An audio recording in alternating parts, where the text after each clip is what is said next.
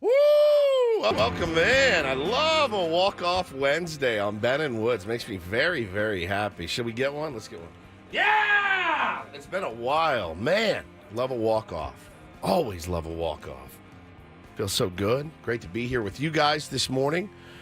We are Ben and Woods, 97.3 The Fan. Let's get our heads right on a Wednesday. I haven't said that in a while. Let's try to get our heads right now. Our little guy over here struggling a little bit. Probably not feeling at his best. Not doing too well. We've sent the bat signal up to Adam Klug, our boss. But I guess at 6 in the morning, still asleep? Like, we have one of those jobs where it's early. It's early. And neither of you can really run the board. It's not that we really... You said neither of you can really run the board? We would not be on the air if you were not here. Ben and I would be sitting here just going, how you doing? So when I get out of bed at 4:30, 4:45 or whatever, and I'm like, holy crap, I do not feel... Like, I don't know what chills, to do. Right. Yeah, you're really up against it at that point. Now, I know that... And that's Paul Reindl, by the way, our executive producer. Ben Higgins, your friendly neighborhood sports anchor. When the best thing to do in our gig is to let everybody know the night before. But if you're feeling like, all right, I think I can do this. If you happen to wake up and go, I can't go, like right. you guys will be fine. I'll be fine without you, Ben. We need Paulie. Paulie is we have to have it. It's a dilemma because you don't want to upset the apple cart and say, I don't know that I'm going to be able to make it tomorrow, so we need to get someone up. We need to get Adam or Italian Paul, and they have to wake up at 4 a.m. and get here, and then Paul wakes up in the morning and goes, actually, you know what? I'm feeling fine. I can come in. I overreacted. False alarm last night. But I took some NyQuil last night. Yeah. Like, I got slept like a baby. 8 hours of sleep, and it was just when I woke up, I was like, oh, no. Yeah, there's crud going around, man. There's a bunch of crud going around. You guys were in Vegas. There's crud in Vegas. There's crud at this radio station. There's crud everywhere. And I want you to go home as soon as you can get back up to come in and jump on the board, Paulie. No harm, no foul on our end, and stay home tomorrow if you have to. Of course, you'll miss the 97.3 The Fan roundtable, but you can listen to it from home. It's fine. I do want to say that both Woods and I have run boards in the past. Yes. It's just like when I ran the board, it was using carts, which are like 8-track tapes, and an analog system that has no like similarity to what we do now with computer screens and codes and everything that Paul does. So I ran that exact board almost, but I didn't have all the bells and whistles. I had a couple of fart noises that I would play over songs that I didn't like. And that was it. And I had a system and it picked the music and played the music. And the only power I had is I could go in and drop songs to make the time, work out. And I would always get in trouble for dropping songs that I didn't like, but that I was supposed to play. Woodsy, that was not a drop option. Oh, I just figured, boss, we'd already played it 6 times since I've been in. And I thought, what's it going to hurt to drop Gautier for the 3rd time this hour that we're going to play it? I thought, you're right. It wasn't a drop. I must have misread the log.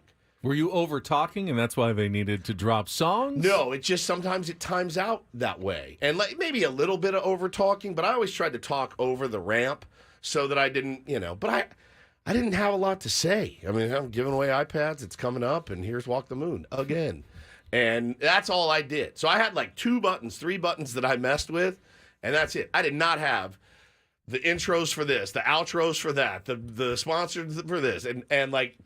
Taking care of us. So Paulie is obviously very integral to the program.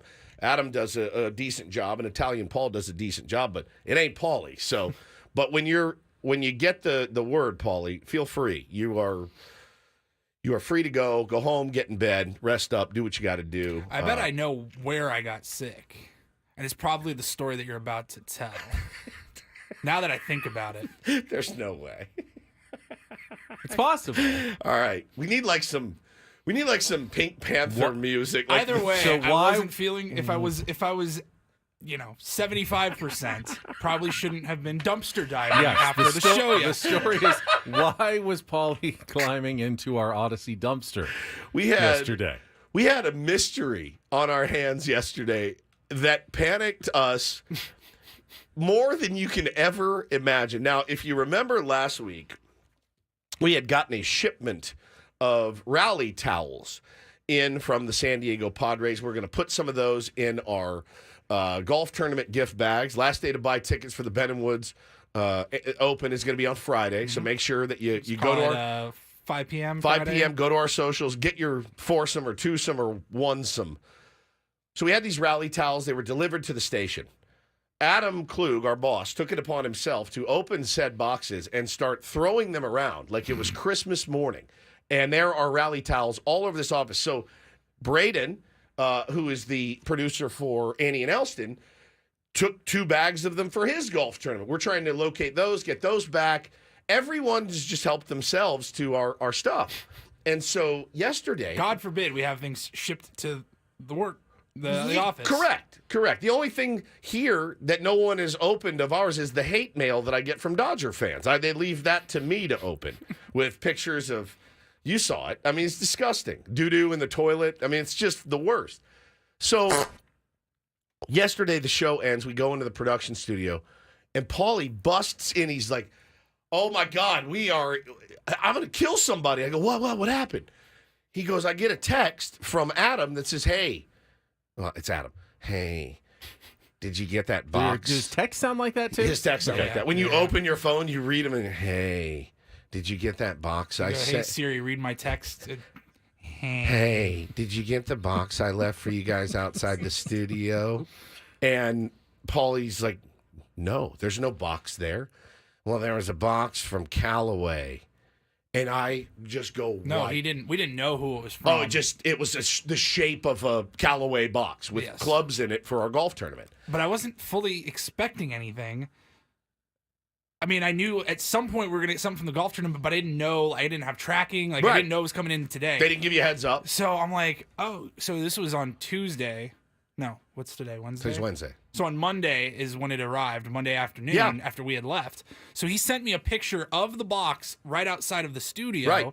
And then when I got in yesterday, I go, there's no box. no box. I didn't Adam see must it. have moved it over to his desk. No, wasn't there. Wasn't there. So we're sitting here going, so these are prizes for our golf tournament, and they're nowhere to be found. And we look around. We are all casing the building. Ben's in one corner. I'm in the other corner. And I go... Looking for a large, rectangular, long... Box. Which, by the way, I saw the picture of the box. Someone had opened it. It had been opened. Yeah. It was open. And I'm like, bro, stop opening our mail. Adam and Michael at the driving range with it. I'm sitting there going, what is happening? So we couldn't find it. So I just go, I don't know what to do. Let me go ask JR. So I asked JR, the engineer, he goes, hey, I'll tell you right now, man. He goes, we have security cameras in the lobby. He said, but it wasn't the janitorial guys. It wasn't the janitors. They don't take boxes. He goes, I have boxes. We break them down. We write trash on them. We lean them against the wall. They don't take them. So it's not them. They're not going to take a box. And I'm like, well, then who the F took our stuff? Somebody grabbed our stuff. So we were a wreck. Because what we didn't want to do is have to call back to our friends at Callaway, who have already done so much for us, and go, hey, can you give us more prizes? Somebody stole ours, or we lost them. Like, the thought, I go... Just like we didn't want to have to call the Padres for more rally towels. Exactly. So I'm just sitting here going, all right, we got to get this golf tournament over with. This thing feels cursed right now. So Paulie goes down with one of the engineers, starts poking around down in the dumpster, and if that SOB didn't find that club down in there, and we got it, and we got it back, we retrieved it, and holy cow, man, Paulie holding it up like he just captured the flag on foreign soil. So yeah, man, it's unbelievable. But yeah, we were so panicked by that. But he caught the plague, apparently. Yeah, apparently in the dumpster. Yeah, I mean that can happen. That can happen if you're diving around in refuse. God only knows what else he was handling when he was down in there. But holy cow, dude, we got it. It's back. We really need a safe place for our stuff when it comes in here. So thank you, Paulie, for dumpster diving yesterday and retrieving that. And yes, the golf tournament a week from today, my friends. Woo, mama, we have a lot of work to do. And Jeter says, who throws golf clubs away? I don't want to blame anybody, but like if I was going to steal something, I would throw it away and then go back and get it later. That's just what I would do if I was a thief, right? Oh, I didn't know. And then I would throw it in there, give it 12 hours, 24 hours, and then go back in there and grab it. Might have done that with beer at a store that I worked at when I was 19. Really? Yes, I was a dirtbag. So, yeah, I might have done that before. So if anyone saw you, they look like you were just throwing away trash. Exactly right. And then you come back to the trash to claim your prize Correct. later. At like 9 o'clock at night with my buddies. Yeah, it's a good move. But I'm also a jerk for it. I get it. I think about these things laying You're in bed also at consuming something that's been sitting in the garbage. night. Yeah, but it was beer, and I wasn't old enough to buy beer. So there you go. But yeah, so we got it back, man. Holy cow. Prolific the Great says, I don't play golf or else I would go. You don't have to, man. Come out and, like, we have a hole where I just want people to come hang out and heckle people. I just heckle. And hang out. You don't have to play golf at all. Just come and hang out. There's a beautiful area. We'd love to see as many Tier 1s out there as possible at Goat Hill Park. Anyone can enter our raffle Yeah, for you can do the great raffle. prizes Yeah. if you show up as well. Yeah, bring your ass out there and heckle and do whatever you want to do. So come on out. It's for everybody. You don't have to golf. We're not even golfing this year. We're going to be hanging out and shaking hands, kissing babies. Ben's going to be working the glory hole, and I'll be working the heckle hole, and it's just going to be a fun time for all. I'm really thinking about bringing a chair and posting up at the heckle hole for a while and just wearing people out. I got my bullhorn. I got my siren. We can bring all kinds of stuff. So, well, it's good to be here with you guys. Great to be discussing a Padres win, a walk-off, certainly. But, yeah, we solved the caper. And, Paulie, let me know when you get the go-ahead to split.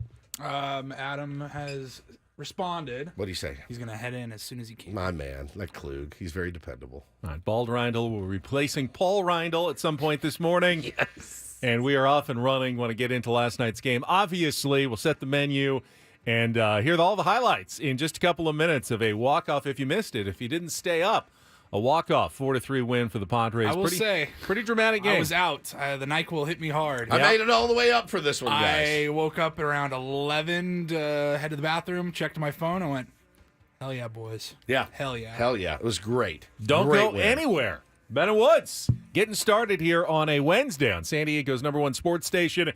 Let's check Kelly's traffic here on 97.3 The Fan.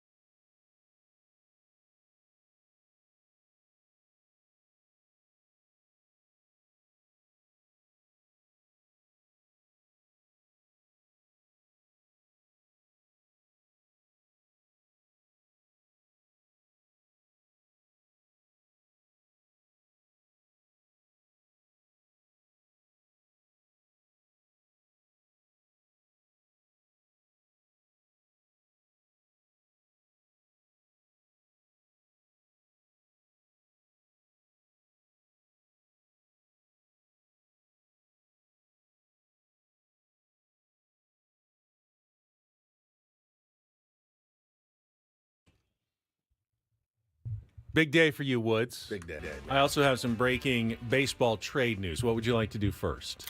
Big day for the Woods family or breaking baseball trade news? I don't want to be selfish, so let's do the breaking big baseball news first. All right. Jeff Passan just tweeting that the real Jeff Passan? Or maybe the guy who hacked Buster Olney yesterday. And he's getting more clever with his tweets. But Jeff Passan tweeting the Los Angeles Dodgers are acquiring super utility man Cavan Biggio in a trade from the Toronto Blue Jays. Sources tell ESPN.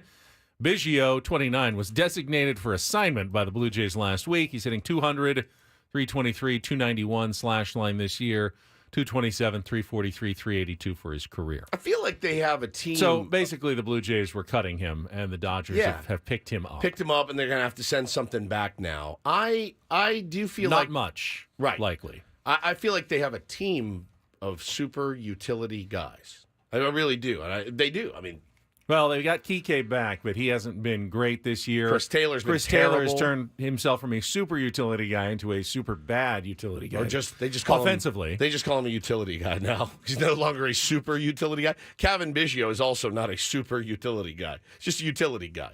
So they picked up a guy from the Blue Jays and think that they can find a slot for him, and another little arm in the Swiss Army knife for Dave Roberts, right? Just another guy that could maybe help bridge the gap. And but yeah, he's not the missing piece. I don't think for that team. I don't think so either. And not that they're missing anything right now. They're still 7.5 games ahead. I'd say that's pretty good. The Padres, the second place Padres in the NL West. So, but they're here. They go about to start wheeling and dealing here in mid-June. So Cavan Biggio will be a Dodger. Feels like a great fit for him. And one of the guys, Ben, all the fathers and sons that are in the big leagues right now, the ex players' kids, hasn't really lived up to a lot of the early hype. A lot of them have, but he's not one of them. But he's now a Los Angeles Dodger. I expect him to hit 350 the rest of the way. Probably 14 to 16 homers. MVP votes. Yeah, 14 to 16 homers for the next half of the season, and really start to dominate somehow. One who is living up to the hype is the son of former St. Louis Cardinal Fernando Tatis. Correct. He is currently riding a 17-game hitting streak now. We will get into our Padres wrap-up in just a couple of minutes, give you all the highlights of yesterday's walk-off win. As you said at the start of the show, you love a good walk-off. Oh, I love a walk-off. You love it better than a 6-1 stress-free win? I mean, in the end, sure. Yes. Yes. In the end, when it's over, yes. Walk-off is baseball as theater. It's a movie because in a walk-off win, obviously you've got some struggles to overcome. There's some ups and downs because you didn't dominate the whole game. Otherwise, you wouldn't be in the position where you needed to walk off a game, whether you were tied or trailing in the bottom of the ninth. Yeah. So there were some obstacles to overcome. Nothing went perfectly over the course of the game. There were highs, there were lows. It's a movie script. It's baseball as theater, which is why movies like Major League end with a walk-off hit of some sort, because that's the most dramatic way to play a baseball game. Yeah, you wouldn't do a movie where in the last game they win 12-1. It's just, we just dominated. It would be like putting the flame out on a candle. You're like, all right, well, that was... Even in Moneyball, the climactic scene, of course. They picked something in the middle of the season, the 20-game win streak, because guess what? The 20th game ended with a walk-off after they had gotten up, 13-11 nothing or something, blown the lead, and then had to get the walk-off by Chris Pratt to win the game. It's just the best way to enjoy a baseball game. It's unpredictable. You never know when you're going to get one. God, it feels good. And man. you had a very thrilling, exciting, and unlikely hero at the end of the game. Very happy for him, dude. Very happy for Kyle Higashioka, a favorite. I mean, he loves metal, so I love him. He used to walk up to The Trooper by Iron Maiden. He's walked up to a Tool song. He walks up to a Rat song now. I mean, he's a perfect player for me. And I love the dude. I talked to him on Friday night. The nicest guy. The nicest human being. Not overly emotional, just pretty deadpan. And to have a moment like that was pretty solid. Watching all the big dogs, man. Shower him with water and jump all over him. Manny and Tatis, all those guys were so stoked for him. Just a really good piece. And, threw a guy out last night, too. Nice game for Kyle. in a series of what have been nice games for Kyle Higashioka lately. Exactly what you ask for from your backup catcher coming through in a moment like that. So really cool, man. It's awesome when Fernando does it. It's awesome when Manny does it. It's awesome when those guys do it, but those guys make a lot of money. They're kind of expected to do it. Kyle Higashioka is not the guy you expect to walk one off, and I'm very happy for him that he did. So, stupid question. Has Fernando hit a walk-off? Ooh. I don't remember. I don't have one that's coming immediately. I know to Manny's mind. hit him. Yeah, Manny's hit him. A walk-off homer or a knock? I mean, Homer's homer. Different, but a homer. Yeah. I don't think he has. Come on, he has to have. Somebody will know. I mean, the Padres only had 2 last season, but like neither of them were Tatis. He didn't. People play are saying no, he hasn't. He didn't play the year before, so it would have had to have come in his first couple of years, and I don't remember one. So people are saying no, he has not. Well, he's due for one. Maybe today. All right, so we'll get to the highlights of the game yesterday, discuss it all. Also, the injury updates for your San Diego Padres. We have some more trade rumors. Ken Rosenthal with some news this morning. More discussing rumors. Your San Diego Padres. Boy. Not an actual trade, but nothing that new. Just kind of an update on the rumors that have already been floating around involving the San Diego Padres. Play Take on Woods at 7:10. Chance to qualify for the trip to the Fontainebleau, Las Vegas. Don't do this at 7:20. It is a Big League Wednesday with Adam Jones, maybe. Always a maybe. Always a maybe. At 7:35. He usually comes through for us. And then Brett Boone will be with us at 8:35 this morning. Host of the Brett Boone podcast here on Odyssey, and always one of our favorite guests when we get a chance to talk to him. So it is a Brett Boone Wednesday as well. We were going to have a Rindle report. Paulie may have to hand that information off to Adam when he gets here, if Paulie is leaving. So I got some good stuff for him. We will we'll play that by ear going into our last hour, and then getting you ready for day baseball today. Guess what? Padres going for the 3-game. Stop If we it. don't game. say it, They're just going for another game, just a win and win another win today. Someone Go tell 1-0 them today. Someone tell them if they win today, they'll get back to 500. Yes, even though they'll that's be not, better. That's not true. Hey, you win this Just game. tell them. Hey, y'all win this game. You'll be back 500. You'll get back to 500 Okay? today. Get you the money for it. Don't tell them otherwise. That's what they need to know. They're perpetually a game under 500 and just need to get back to 500 every single day. Sucks them back in. Just another day. Just another game. Don't say think it. anything else. Don't tweet it. Don't mention it. Don't put it in the chat. Nothing. Just keep your mouth shut. I'm asking you. All right, everyone. Don't bring any, cleaning supplies to Petco No, Park to nothing. remind Just anybody of shut what's up. on the line. For once in your lives, just shut your mouth. Don't want to see any dustpans or Nope. anything of the sort. Nothing. Just a normal day game at the old ball yard That's this right. afternoon. Just go out and win a ball game and see what happens. All right, we'll get to our Padres wrap-up. Jesse's calls last night. We also have an update for you on the incorporator. Yes, we do. But not the actual incorporator. Little story to go with that one as well. All coming up next with Ben Woods on San Diego's #1 sports station, 97.3 The Fan.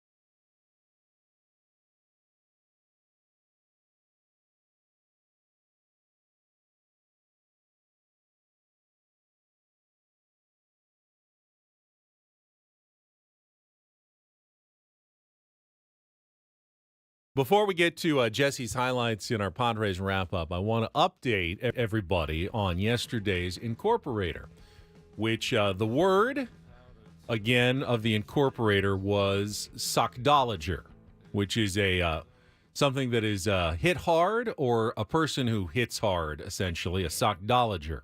But the added challenge that I gave to Jesse, and now I feel a little bit bad about it, is to see if he could get that, because it's a fairly easy word to talk about in baseball if you used it. I mean, a hard hit ball, you get all kinds of hard hit things in the game of baseball. So there should be plenty of opportunities. So I gave him the added challenge. I wanted to hear it in an actual game highlight, something that we would put in our Padres wrap-up in the morning, as opposed to just kind of randomly, in the fourth inning when he's having a conversation with Tony Gwynn Jr., which is always great, but just thought I'd add the challenge.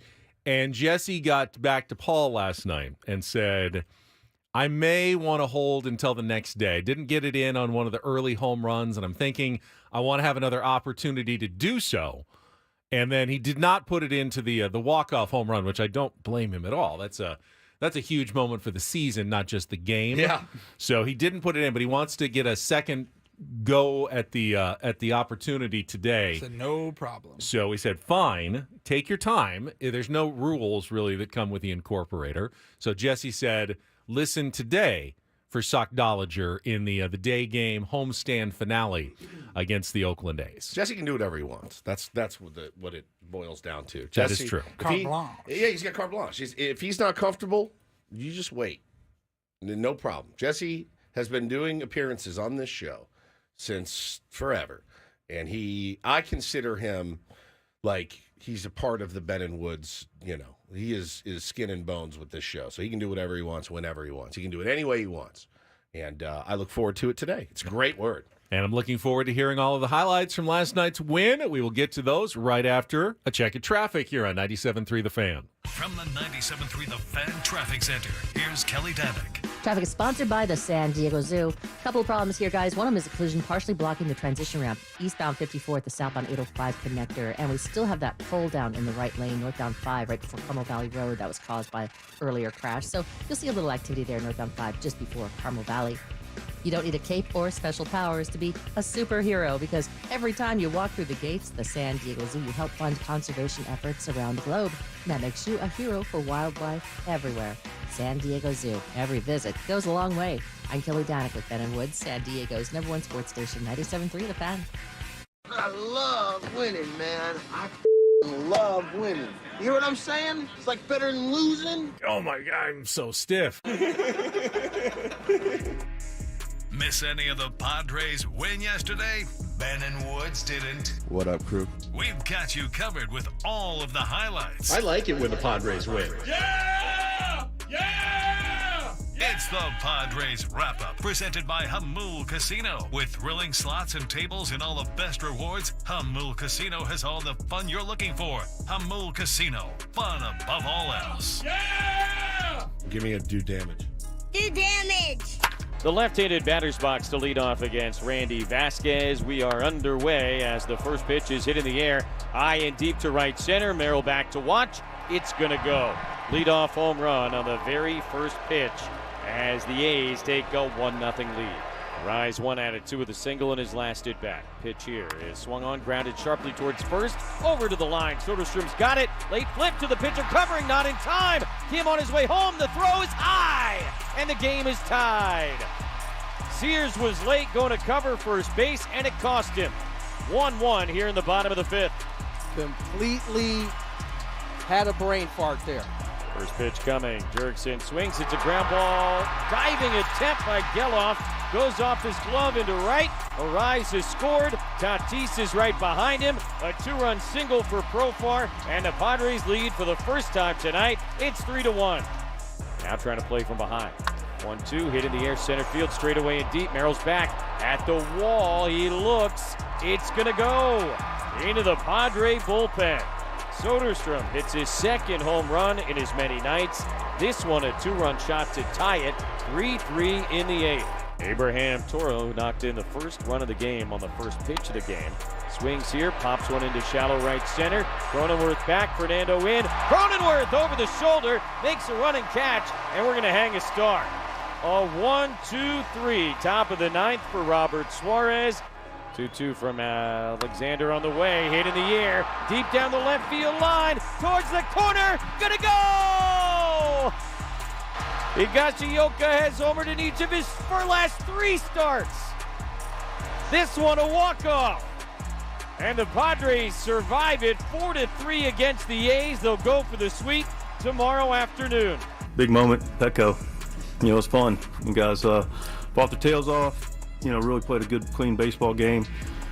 Good baseball game all the way around, but always good to leave the faithful Friar walking home and leaving Petco happy. Quite the bookends for that game, with the very first pitch getting hit for a home run by Abraham Toro, and the very last pitch of the game, a walk-off home run by Kyle Higashioka. And I was wondering if it is how rare that is. I don't know in terms of baseball overall, but Jeff Prout with the Padres did confirm last night on my tweet. It's the first time it's ever happened at Petco Park, where the first and last pitches of the game were both hit over the fence as the Padres win 4-3. I love it yesterday. I love it. I love it. I love it. Yeah, you don't have a good feeling about the game when your pitcher's very first pitch. It's usually taken more often than not. Yeah. Well, a strike, a ball, whatever. Let's let this game unfold for a moment. And all of a sudden, you're behind 1-0.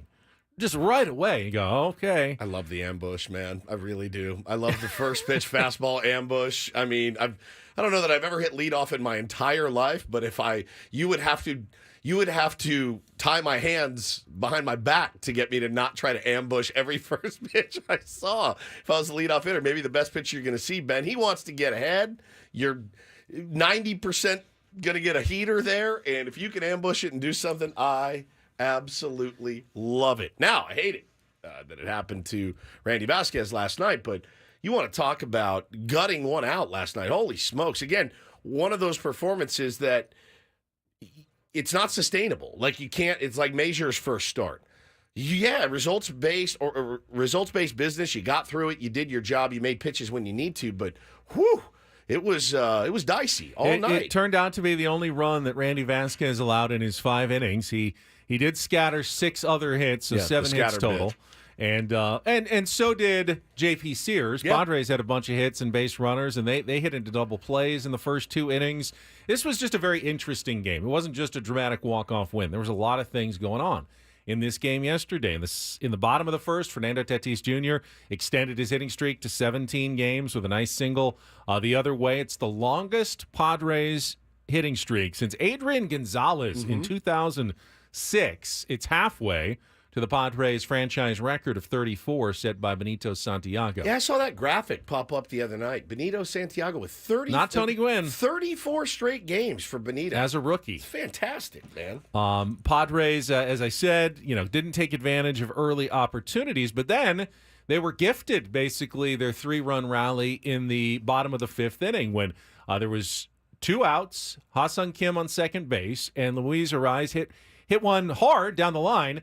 But it should have been an out had J.P. Sears reacted instantly and went to cover first base. Ariz not a particularly fast runner, but he got caught, as Tony Gwynn Jr. said, a little brain fart, just didn't make that first move over to cover. And by the time he did, it was too late by a split second, and Ariz not only scored, but Ha-Seong Kim rounded all the way from second. And great base running, credit where credit is due. Yeah, we've been criticizing the base running. That was a good piece of base running by Ha-Seong Kim. Tatis followed with a double, and then you heard the Profar 2-run single. Later in that inning, of course, Manny Machado roped a double to the gap, and they tried to score Jurickson Profar from first. He was thrown out at the plate, and you can there was some debate as to whether that was a good or bad send by Tim Leeper. I think that in a vacuum, I thought that was a pretty good send. With 2 outs, same. I thought he was probably going to score. Where that ball was into the gap and how far away the runners, the outfielders were from the ball, I thought, I think most guys score from first on that.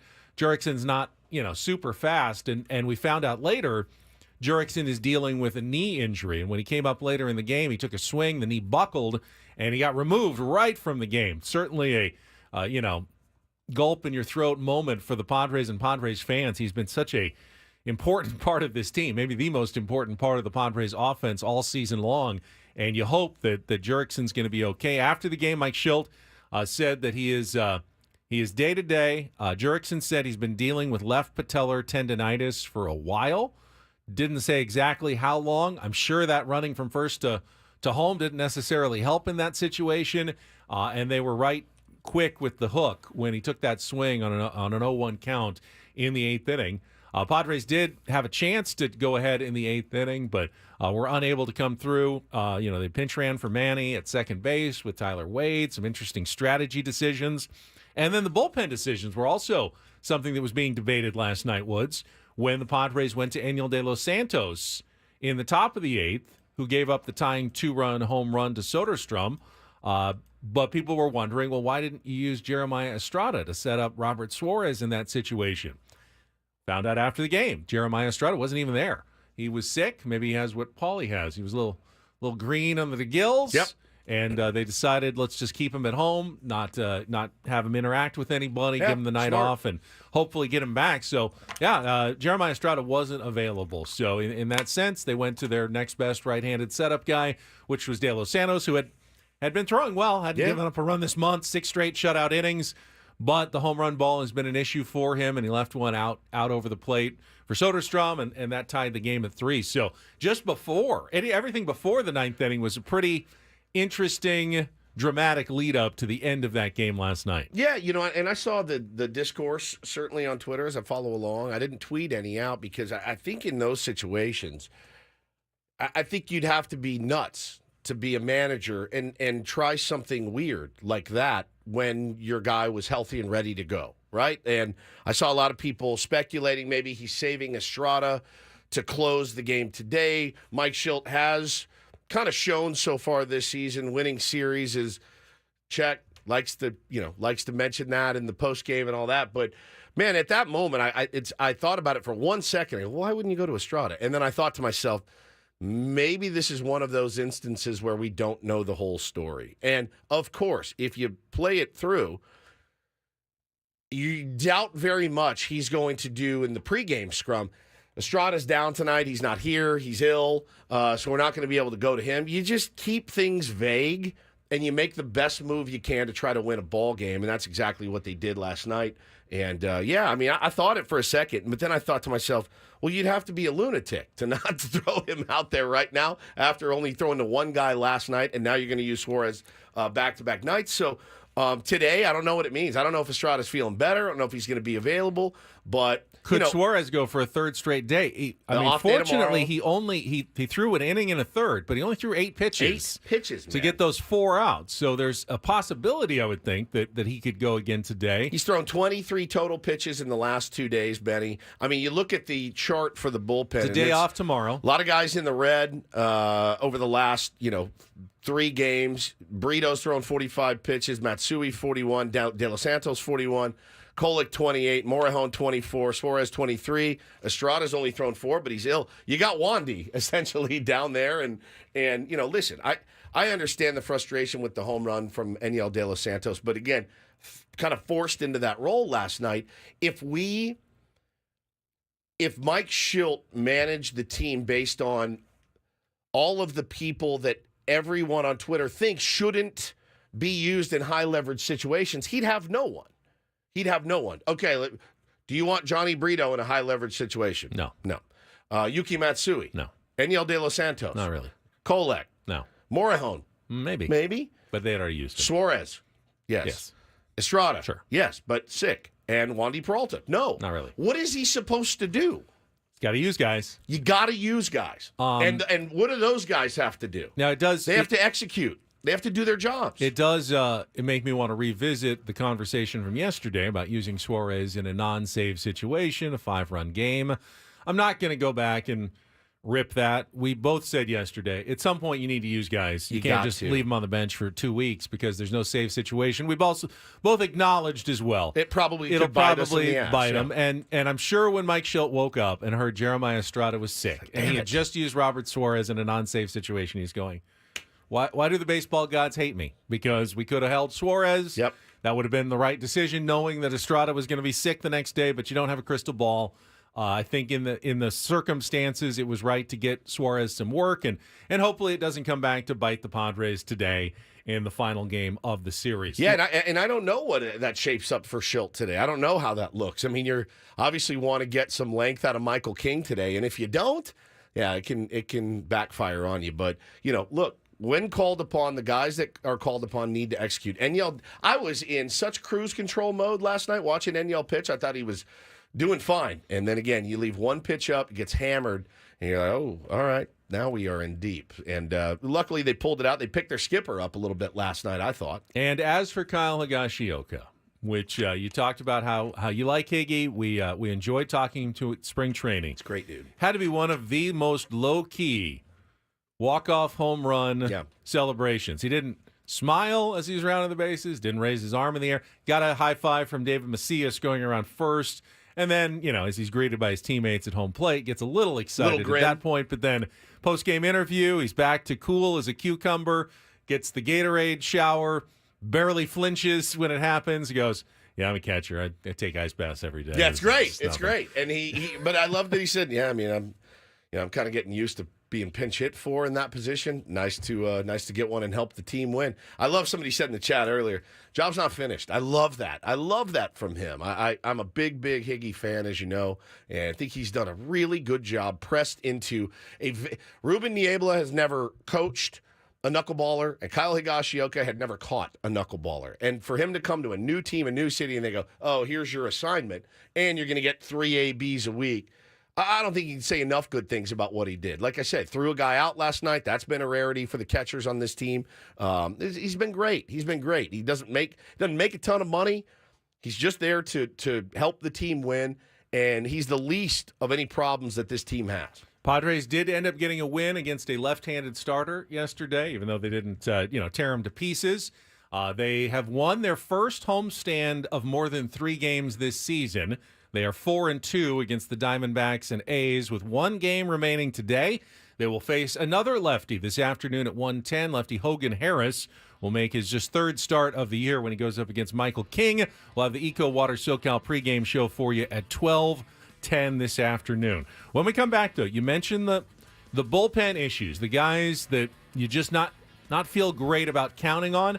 That kind of involves one of the rumors, trade rumors that I was reading about this morning. We'll talk about that. And a breaking shout out to his family. Hall of Fame legend has passed. We'll get that news to you next year on 97.3 The Fan.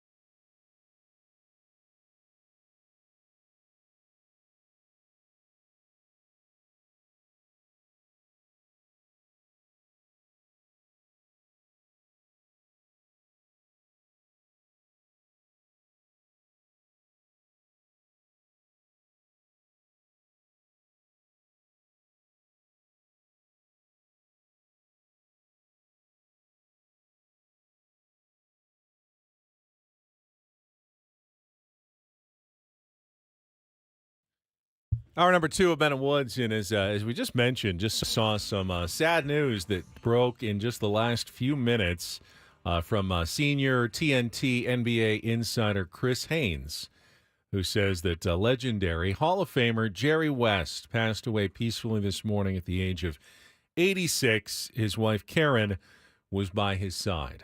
Jerry West, of course, Hall of Fame player, and then executive with the Los Angeles Lakers, and then a few other teams at the end of his career.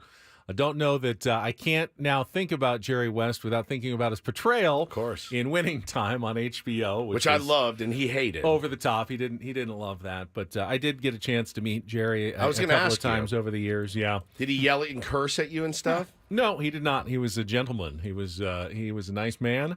I interviewed him once. I was filling in calling a USD basketball game at UC Santa Barbara, and he happened to be there scouting or something, and I saw him, so I went and chatted and interviewed him at halftime of the game. It was really nice. That's cool. And I met him a couple times. Met him a couple times growing up with my family's connection to the Lakers. My grandfather was the doctor, so definitely, absolutely. Zeke from Cabin Creek, the West Virginia native, and the logo. I mean, the logo. When he was the NBA, the silhouette of the logo. The guy who's dribbling. It's not Michael Jordan. It's Jerry West. Is the silhouette of the NBA logo. So he had a pretty big impact on the game, as you can imagine. So let's. You know how we do it. Let's do it. And I really hope we can see more unity and more peace when already things are so difficult. So shout out to his family. Rest in peace. Jerry West passes away at the age of 86 this morning. All right, we'll get to Take on Woods in just a couple of minutes. If you want to join us, you can call in now and get in line to play our game. Qualify for a trip to Las Vegas, 833-288-0973, 833-288-0973. Before we do that, though, I wanted to talk about just the latest nugget from The Athletic and Ken Rosenthal this morning. You mentioned the Padres have a couple of very reliable bullpen options at the back end right now. Correct. But it seems a little hit or miss in the middle. They've got guys who've done well and then all of a sudden blow up. And that's somewhat the nature of a bullpen. Standard, yeah. But it looks like that is definitely the area the Padres are going to address. Here's what Ken Rosenthal wrote this morning. Nothing earth-shattering here, but he says the Padres offense suddenly looks potent. Entering Tuesday, ranked 5th in the majors in on-base percentage, 9th in runs per game. This despite Manny Machado hitting at a league average level and Xander Bogaerts missing time with a fractured right shoulder. While the team is pursuing the White Sox, Garrett Crochet, and other starters, a shutdown right-handed reliever is the top priority for general manager A.J. Preller, according to sources briefed on his discussions. And he adds, in theory, a Crochet-Michael Kopech package could make sense, but additional relievers will become available as the deadline nears, potentially lowering the prices. So, top target is a right-handed relief pitcher. Even though they have a right-hander in Suarez and Estrada who've been getting the job done, they want one more righty relief pitcher to lengthen that bullpen a little bit. Sounds good to me. I would sign up for that. Don't know who it will be. Don't know what it will cost. A.J. Preller has been really good at that. Finding those guys over the years. So I have all the confidence in the world that he will find somebody that can help this bullpen. And again, the having the back end covered and having starters pitching much better lately is you don't want to give those games away in the middle innings. But you do have guys that are going to be on your roster for a while. I thought Yuki Matsui was going to put me into a tailspin last night when he walked the first batter. But then he got a magic a visit from Ruben Niebla. Yeah. He came out, and after 5 straight balls, he went, and I think he retired the side in about 6 more pitches after that. Ruben just said, hey, pitch better. Maybe next time, Yuki and Ruben just go out to the mound together to start the inning, and he has the meeting right away before the first walk is even issued. It was a big one. I mean, getting through that inning after walking that first guy, you could feel it start to spiral, and to be able to make pitches when he needed to and get those guys was a big confidence boost for Yuki. And frankly, we need him. We need him to be good. We need Enyel De Los Santos to be good. If Stephen Kolek's going to be on the roster, we need him to be good and valuable. You cannot have a bullpen, Ben, that's made up of guys you can only pitch in a blowout, and that's where a couple of these guys are trending. Well, most of them have been good enough in stretches that you keep having rolling to go out. to them. Is obviously. it overuse in a case of NL? I don't think that anybody's been particularly overused. I'm not going to hammer Mike Schultz. No, I'm not hammering him either. I just he is essentially pitching a man short with the decision to keep Stephen Kolek around. You don't know when you're going to have the blowout games that you can throw Stephen Kolek in there. And you had one where you threw him in there, and it ended up being pretty costly when he couldn't even get the final 3 outs in an 8-run game in Kansas City. So you're kind of operating on a bit of a hamstrung to begin with. Who takes the place? If they traded for a right-handed reliever right now and didn't trade any of the bullpen guys they have, who do you send down at the moment? Well, I mean, I think you give Kolek back to the Mariners if you have to. If he's the guy that you can only use in a blowout. But if they haven't done that yet. You've got Johnny Brito for that. You've got, there's other guys that you do you send Johnny Brito down if you really want to keep Kolek? Yeah, if he's got options, and I'm sure he does, then yes. You're not sending, somebody said De Los Santos. No, you're not sending De Los Santos down. I mean, I know, again, the long ball has gotten him a couple of times, but he's been pretty effective, and like you said, he hadn't given up a run in his last 5 appearances, and I mean, it's going to happen from time to time, but you can't have 5 guys in a pen that you can't use in high leverage. It's not the recipe for success, and I don't know that that's on Mike Schilt. We did see the change yesterday, though, in a situation where it might have been Wandy Peralta 3 weeks ago. Yeah, it was Adrian Morejon, correct, yesterday, who pitched a very nice inning. And now seems to be the top left-handed option out of the bullpen for the Padres. That's exactly right. But, again, you still need to count on Wandy. You still have to count on him. He's here. And he's a proven – he has a track record. Correct. He does have a good track record. Correct. None of these guys are – None of them are perfect. None of them are perfect, but none of them are so bad that they shouldn't be on a roster right now. You know what I mean? So which makes it even tougher. If they're terrible, all right, well, we cut our losses and we move on. Like Usuck go. Like, there was no way he was going to pitch at this level. Did I see that the Marlins have cut him already? Yeah. He's no longer in Major League Baseball or even minor league baseball at this moment. So that was a waste of $1 million kind bucks of or $2 million bucks or whatever. More than that. I think it was more. Yeah. It was like 4. And that bullet was dodged when you got Peter Bendix to pick up the tab on that. 2 year, $4.5 million. 2 year, 4.5. So yeah, I mean, dodge that bullet, great. Go out and find another one that can do it and act accordingly. They did promote, I think it's Javian Sandridge yesterday to AAA.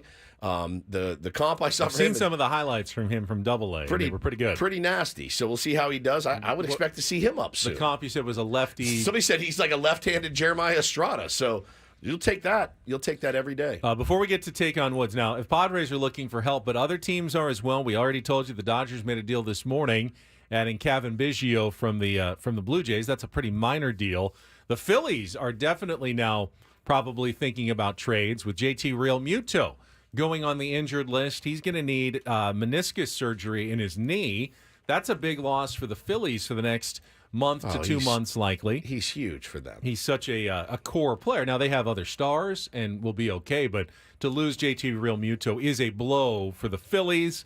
I would imagine they're hoping he'll be back for the stretch run, playoffs, and because they've played so well, they can absorb that for a while. They don't have to panic and make a move. They can go, let's see how we do for a while, and if we have to make a move, we have to make a move. But other teams are starting to look and see what's out there on the trade market. The Padres are not the only ones. All right, before Paulie leaves us, Adam Klug has arrived. We'll let him guide us through our game of Take on Woods, and then we'll say farewell to Paulie for the day. So go ahead, Paul.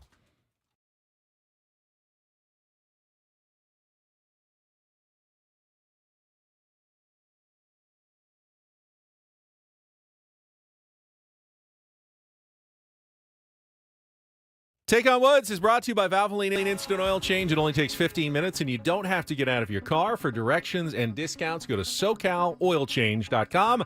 That's SoCalOilChange.com. We go to Dominic. Dominic, are you there? Yes, sir. Good morning, gentlemen. Good morning. What's up, you prefer Dominic or Dom?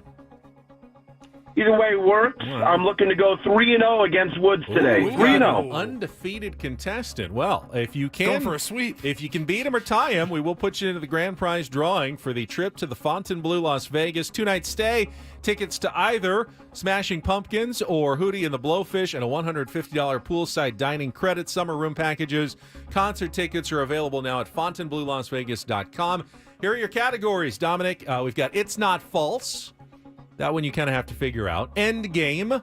Those are song titles that include the word end. And we got It Ain't Nothing.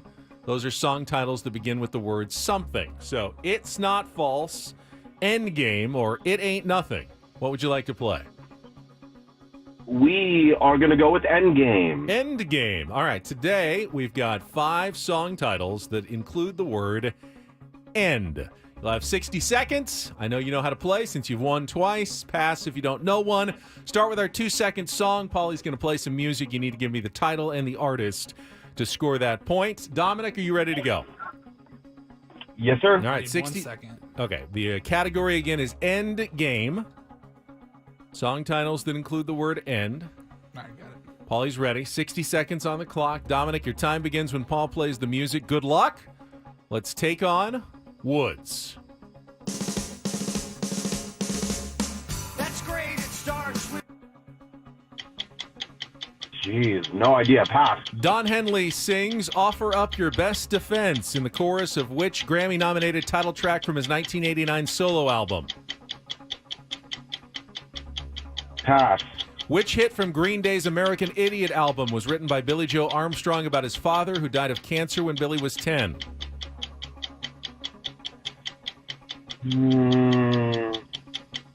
Pass. Which single from Linkin Park's debut album in 2001 shot up to number 2 on the Billboard charts and is considered by many the group's signature? In the End. Correct. Tom Petty sings the verses, and the rest of the Traveling Wilburys take turns on the choruses for which 1989 hit for the Superband? Pass. Back to the 2-second song. That's great. It starts with an earth. End of the World. By not quite. It's The End of the World as We Know It by R.E.M. You did get In the End. I think that's the only one, the 1 point this time. I don't know that undefeated streak is going to continue. Don Henley is The End of the Innocents. Green Day is Wake Me Up When September Ends. And the Traveling Wilburys is End of the Line. I think Woodsy's got this one. We'll see. Dominic, hang on. You never know. Weirder things have happened. All right, Dominic's score is locked in. Woodsy does not get the category. Reset the 60 seconds. Reset the 2-second song. Woods, your time begins when Paul plays the music. Good luck. Let's take on Dominic. It's The End of the World, R.E.M. Correct. Don Henley sings Offer Up Your Best Defense in the chorus of which Grammy End of the Innocents. Correct. Which hit from Green Day's American Idiot album was written by Billy Joe Armstrong about his father who died of cancer when Billy was 10. Wake Me Up When September Ends. Correct. Which single from Linkin Park's debut album in 2001 shot up to number 2 on the Billboard charts and is considered by many the group's signature song? In the End? Correct. Tom Petty sings the verses, and the rest of the Traveling Wilburys take turn on the choruses, for which 1989 hit for the Superband. End of the Line? That is a 5 for 5 and a 5-1 win for Woods. Why did I get the half-assed applause? You always do. That was dominance. Dominic I said dominated he was Dominic. 2-0 against you. But He now, was 2-0? Now 2-1. Sucks to Can't get the sweep. Can't get the No sweep. sweep. Oh, Oh. that's a bad omen right there.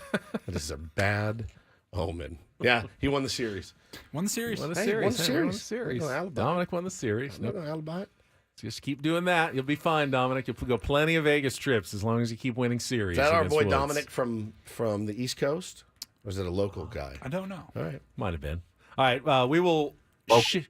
Local. Okay. Hi, Local. Dominic. Hi, local Dominic. All right. Sorry Thank to you for whip- the. Thank you. sorry to whip that ass today. Sorry to do it to you this morning. All right, we're going to switch out Paul Reindl for Bald Reindl. Bald Paulie, Reindl's on his hope way you in. feel You know what? better. He's coming to the rescue today. He's Adam Klug. Oh, for you. He's All right. Bald Reindl to me. Fair enough. Hopefully we see you tomorrow. If not, have a good weekend. And, Yeah, maybe we'll talk to see you you Monday. on, I will definitely try to be back by on Friday. Monday. Well, it's Wednesday. It's Wednesday. We've got a do this request from our chat. Oh, we do? Yes. The yes. the Korean Korean call call. of last night's Absolutely. walk-off winner. Of course, Got to play that and more coming up on Don't Do This next with Ben and Woods after traffic here on 97.3 The Fan.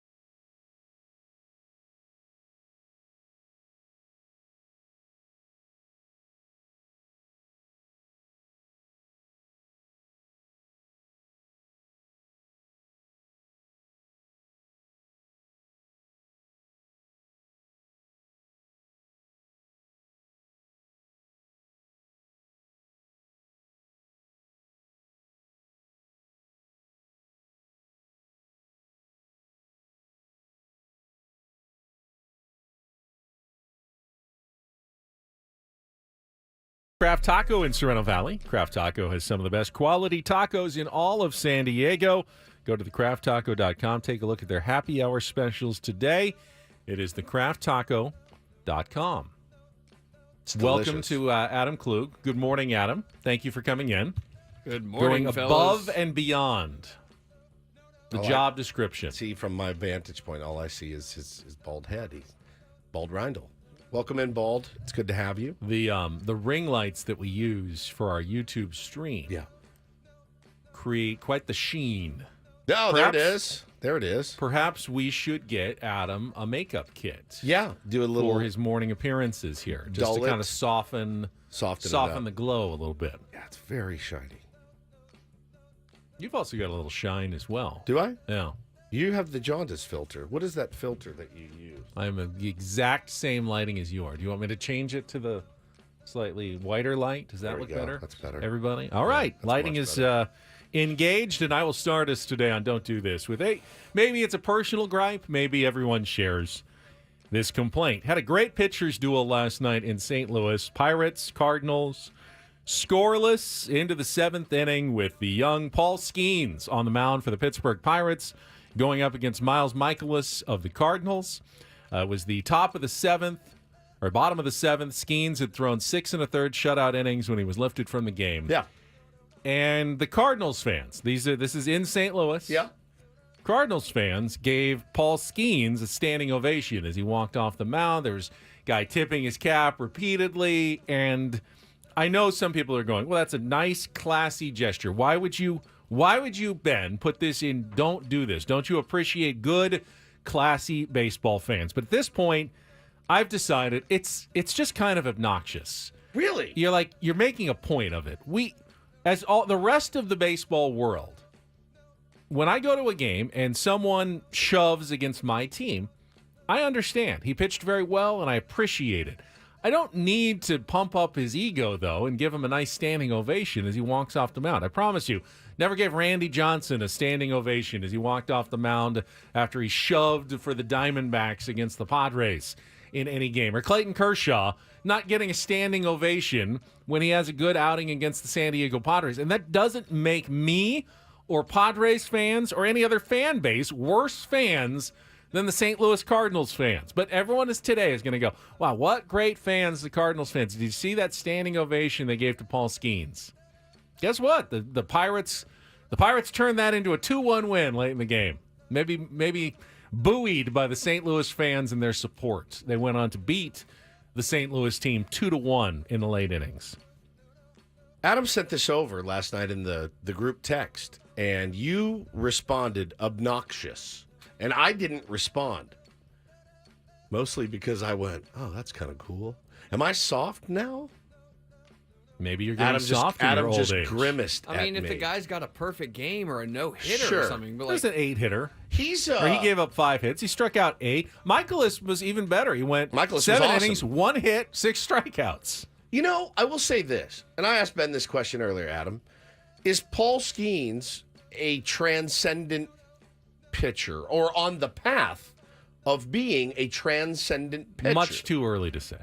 Well, you say that, but when I was in here with Annie and Craig one day when he was pitching during the day, I think it was his second career start. I said between his age and the fact that he's so early in his rookie contract, etc., I think he might be the most valuable pitching asset in baseball. Well, and you wouldn't trade him straight up for even Garrett Cole, who's hurt and has a $300 million contract. This guy's got 6 years of control for dirt. Like, he's that good and that valuable. Well, he's also...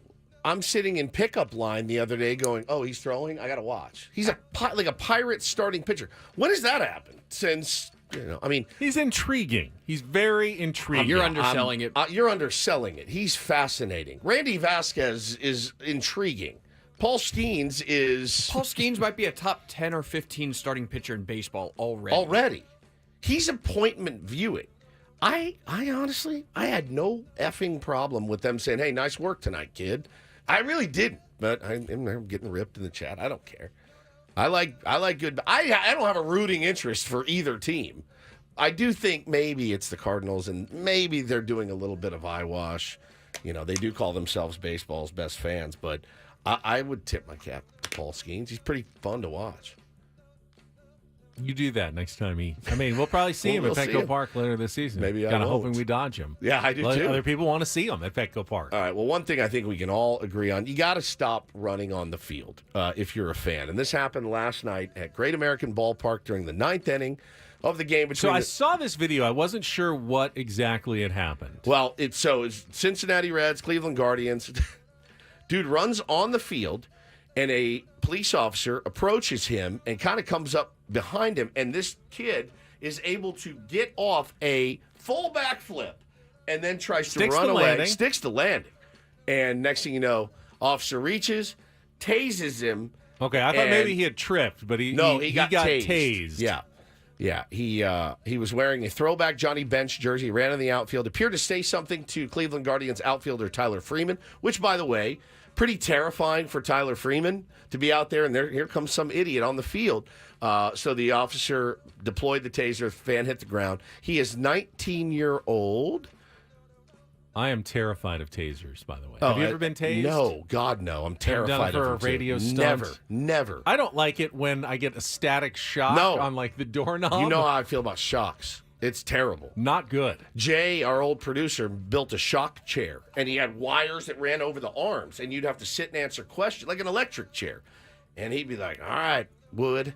And he'd ask me a question, I get it wrong, and I hated it. I'm terrified of tasers. Electricity, not a fan. Other than, all the good things it does. Lighting. Yeah, lighting things. Such, televisions, 19-year-old William Hendon of Cleves is in jail, and he's charged with obstructing official business, a misdemeanor, and felony criminal trespass. What game was this? The Guardians and Reds last That's night. official business. That's official business. So in they got Ohio. him. That's 2 Ohio teams. They're going to throw the book at you in Ohio for that. He got the backflip off. So that's 20 years probably. You got your clout. Well done, sir. Good backflip. Yeah, people are calling me soft, surprisingly soft. I don't know. I appreciate good pitching. All right. As requested, it's time for a little do this. Adam, if you give us the do this sounder, if you can find that. Whenever you're ready. DD Mega Doo-Doo. Drive that level down nice a little bit. Nice and loud. Just right Everyone in San Diego just heard that. Thank you. All right. We heard Jesse Agler's call of the walk-off. You probably heard Don Orsillo's last night. But what about the Korean call of last night's walk-off Kyle Higashioka home run? Elite. Here's how it sounded. 볼넷 출했습니다만.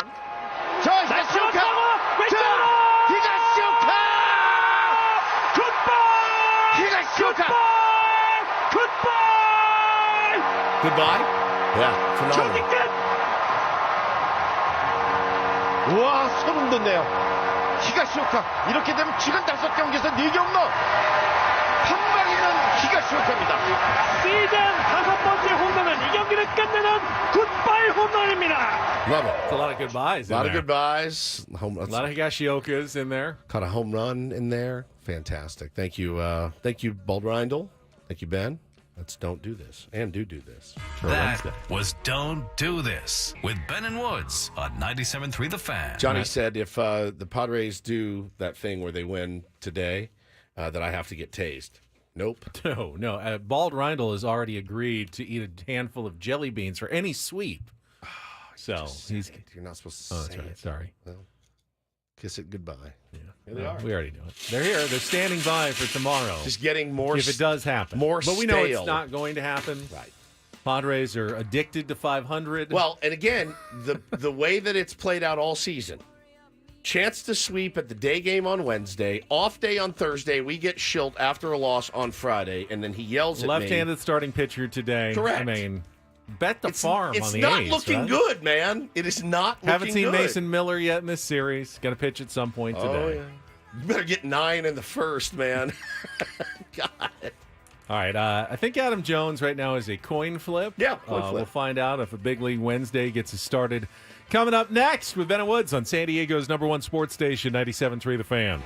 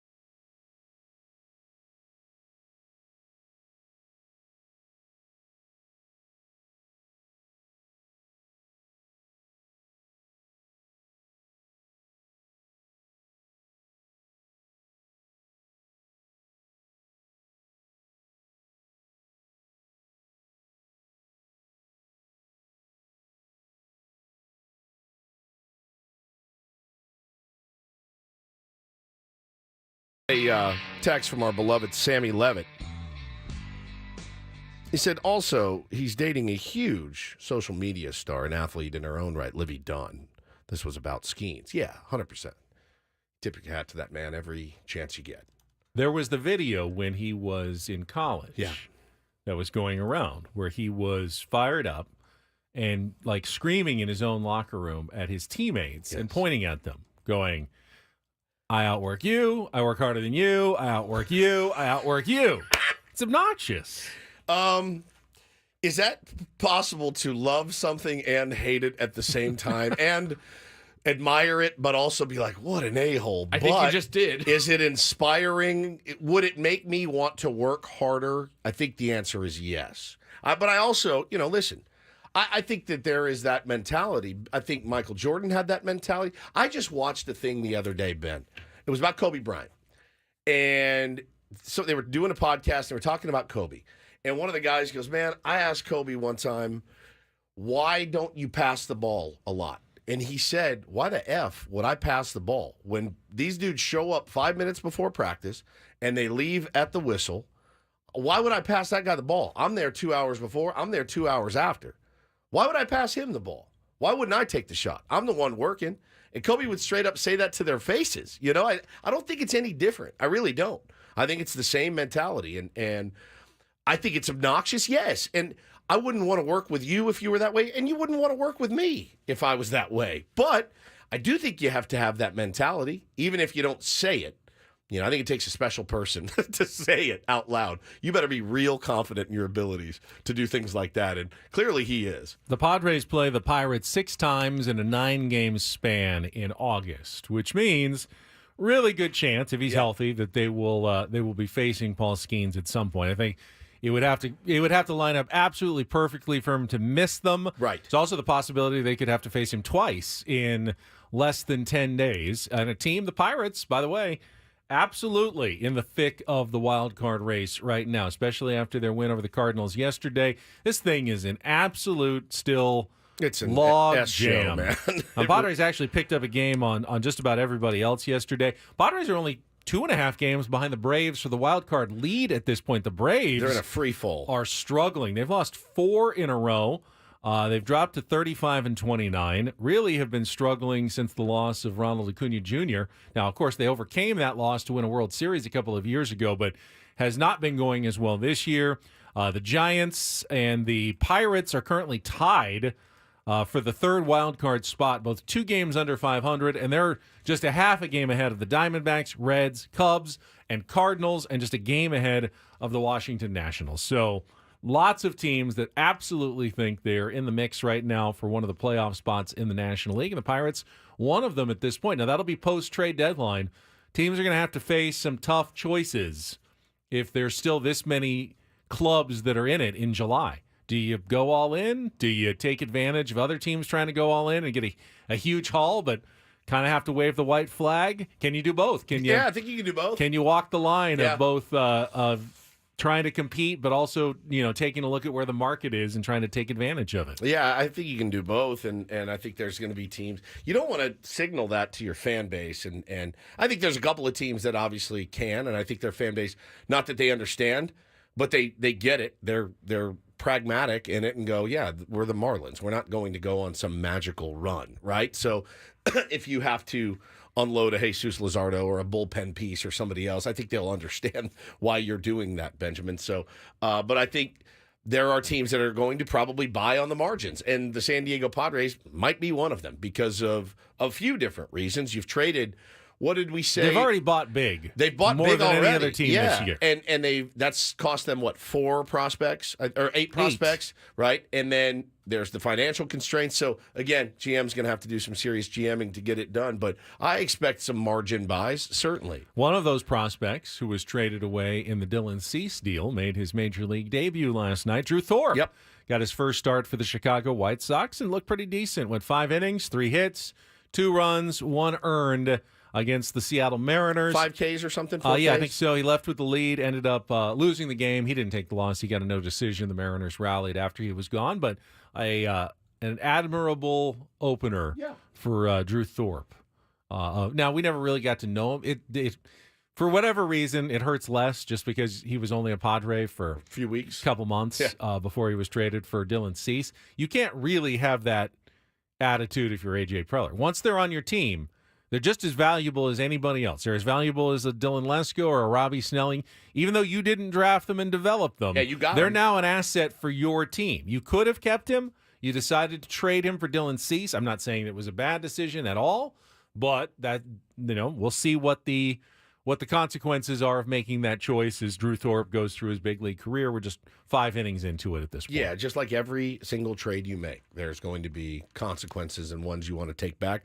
Listen, it was a deal for Juan Soto. So, I mean, it's always going to hurt. A couple more notes before we get to traffic from baseball last night. Maybe it's June, getting hot around the rest of the country at least.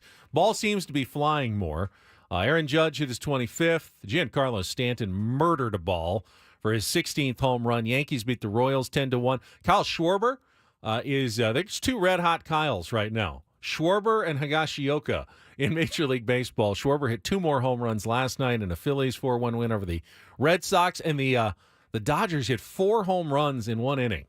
6th inning in a 15-2 win over the Texas Rangers. I believe Teoscar Hernandez and Shohei Ohtani, both part of the going deep faction for the Dodgers last night. Okay, traffic. No comment. Traffic next, and then I got a couple of local notes. As you can tell, we have not heard from Adam Jones, so vamping a little bit, but I got a couple local notes for you next here on 97.3 The Fan. I want to talk about some of the responses to your tweet last night, which I don't understand. Fair. Yeah. Let's do that with Manny Machado. Yeah. All right, that's next here on 97.3 The Fan. From the 97.3 The Fan Traffic Center, here's Kelly Danick. Traffic is sponsored by Valvoline Instant Drive-Thru Oil Change, your trusted instant drive-thru oil change. Got a couple of problems here. Southbound 15 before the 5, a collision blocking that right lane. Also troubling in the North County, westbound 78, right past Melrose. There is a collision involving a couple vehicles. That is in the center divide. Stop by any of the 30 San Diego Valvoline Instant Oil Change Centers. You don't have to get out of your car. It usually only takes 15 minutes or less. Plus, get a free courtesy check of your tires and battery. Visit SoCalOilChange.com for directions and discounts. SoCalOilChange.com. And Kelly Danick with Ben & Woods, San Diego's #1 sports station, 97.3 The Fan. Yeah, I mean, I have no idea what percentage of the Padres fan base thinks this way, but I can promise you it was more than one. I got a couple of mentions in my my tweets, my ats last night, even early in the game, especially after Manny grounded into the double play in the bottom of the first inning, with people asking, why is he in the lineup? Put him on the injured list. Get him healthy. He's hurting the ball club. And I didn't say anything at the time. Then, of course, Manny comes out and he scalds one in his second at-bat, line out. Almost hit it through Andujar. 114 miles an hour. Scalds one in his third at-bat into the gap, 111 miles an hour. And then bloops a single in his last at-bat. Has had 4 hits in the 2 games since he's returned to the designated hitter role. I'm not sure what the point is. Yes, he is a station-to-station runner at this point, which he's pretty much, even when he's healthy, is a station-to-station runner. Occasionally, Manny, because he's a smart base runner, go first to third on we'll you. grab one, take an extra base on you. He's not going to be doing that right now, but that doesn't take away the vast majority of his value, which was always in his bat and glove, and his glove, which he's not out there, but he was taking ground balls yesterday. I just don't see why you wouldn't want Manny in the lineup. There are Padres fans out there who really think that. Did the Red Sox not want Ortiz to hit because he was slow? I'm pretty sure they were very happy to have him DHing. Right. Even without speed as one of his tools. I mean, J.D. Martinez, the list goes on and on. If you can swing it, you're valuable, and he's been swinging it. I don't understand this bit. Yeah, when I pointed out how, I mean, even after he had his hits and it was swinging, it was pointed out by one person. That's cool and all, but he can barely make it to first or beyond after getting contact. Still a hindrance rather than an asset at this point. Because of the legs that he doesn't really have and has never really had? I don't get it.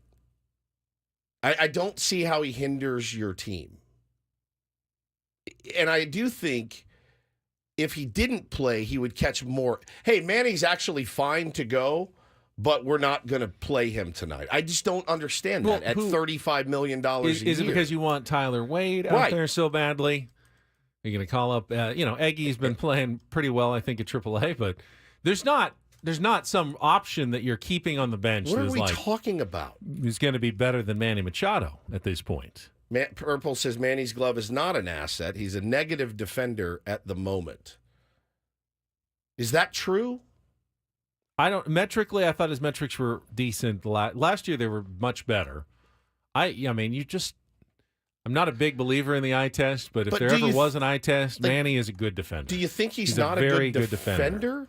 That's what I'm trying to wrap my head around. I understand. I compare him to Donovan Solano out there, and I know Manny is a much better defender than Donovan Solano is at third base. Okay, no offense. He's -2 outs above average right now on June 11th or 12th or whatever. I mean, he's worlds better at third base than Donovan Solano, Tyler Wade, or Eggy Rosario, or anybody else you want to put out there. Worlds. He's already made some ridiculous plays this season. And obviously when healthy he did make one error. I remember that. I remember that. Made an error. Yep. I think that's the only one, though. I mean, what are we talking? I believe in numbers. I trust numbers. What are we talking about? When it comes to the defensive metrics for Manny Machado, they've always seemed a little off. My eyes always tell me that Manny is better than the numbers seem to indicate, and I don't know why that is. Maybe someone can explain to me exactly how those numbers are calculated. I don't know how outs above average are calculated. I assume it has to do with how far you have to go to get a ball at times, and how fast the runner is, whether you throw him out. And Manny's got a terrific arm. It's very accurate. He gets, great hands, makes really good decisions. One error since last August, yes. But he hasn't gotten to a couple of balls, so that skews his metrics. He's gotten to a lot of them, too. I mean, he makes smart plays. They threw out a runner at the plate, a week or two ago, just a really nice play on the move. Again, if you're up there and you're hitting the ball 114 miles an hour, 106 miles an hour, and 111 miles an hour off the bat, you're not hurting this team, period. You're not, and you're going 2 for 4. Yes, you're going to hit a lot of double plays when you hit the ball hard, bro, and it goes on the ground sometimes. You're still hit. You still manage. He hits a bleeder and gets a knock.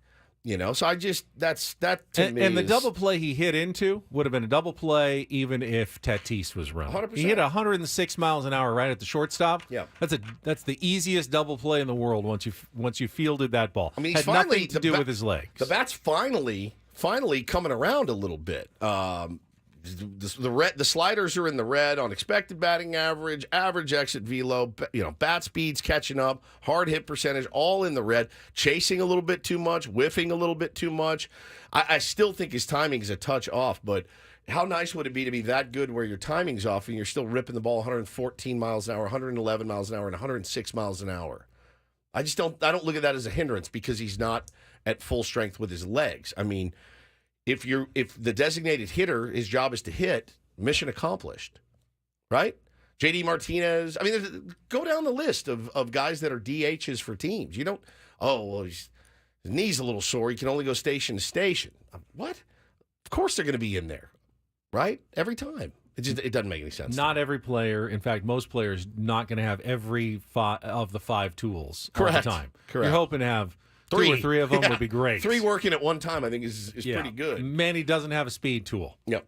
Never did. It's a little worse right now with the hip flexor strain. He did when he was 20, 21. Yeah. And a couple knee surgeries, a bum ankle. It doesn't make sense. Like if he's swinging the bat like that, hitting the ball that hard, he's absolutely your best option at DH. Period. What are you talking about? You want him on the bench? $35 million a year?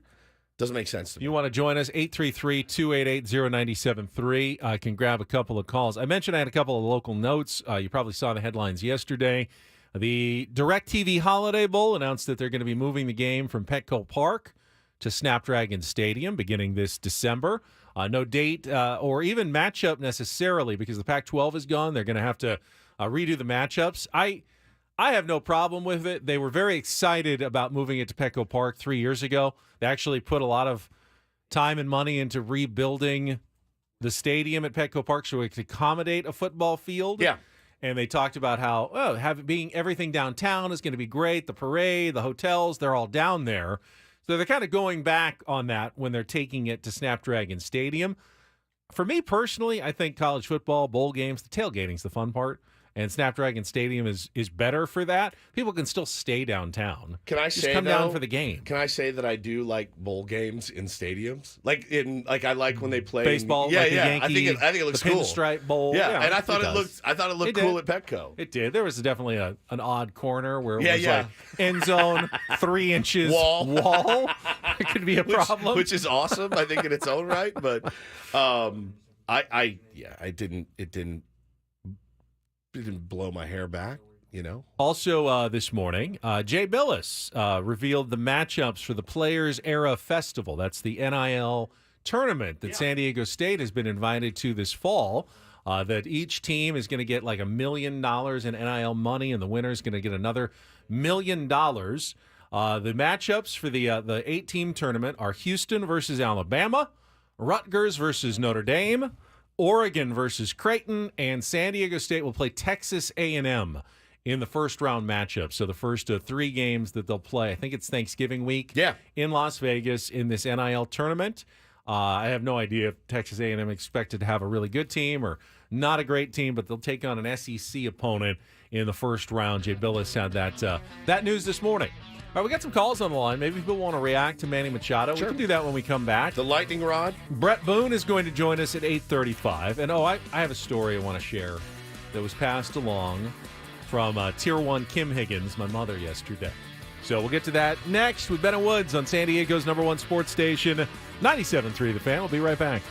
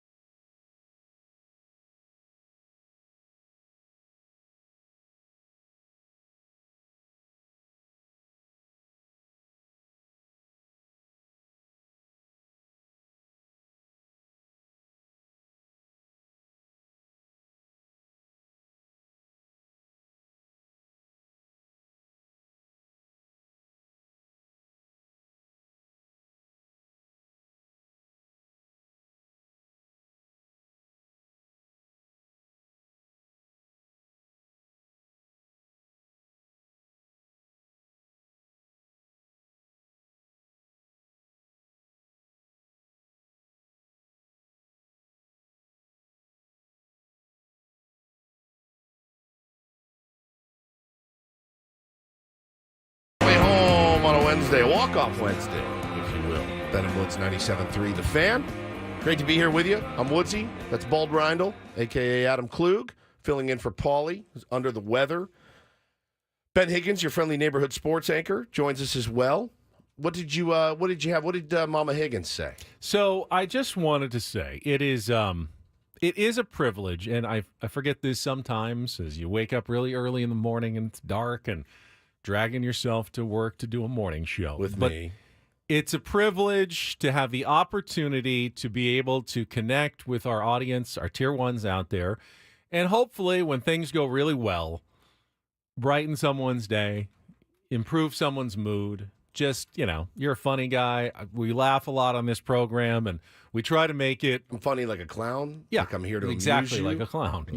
You are literally here to amuse me, yes. The way you tell the story. Yeah. It's funny. It's funny. It's funny. Well, it's how you tell the story.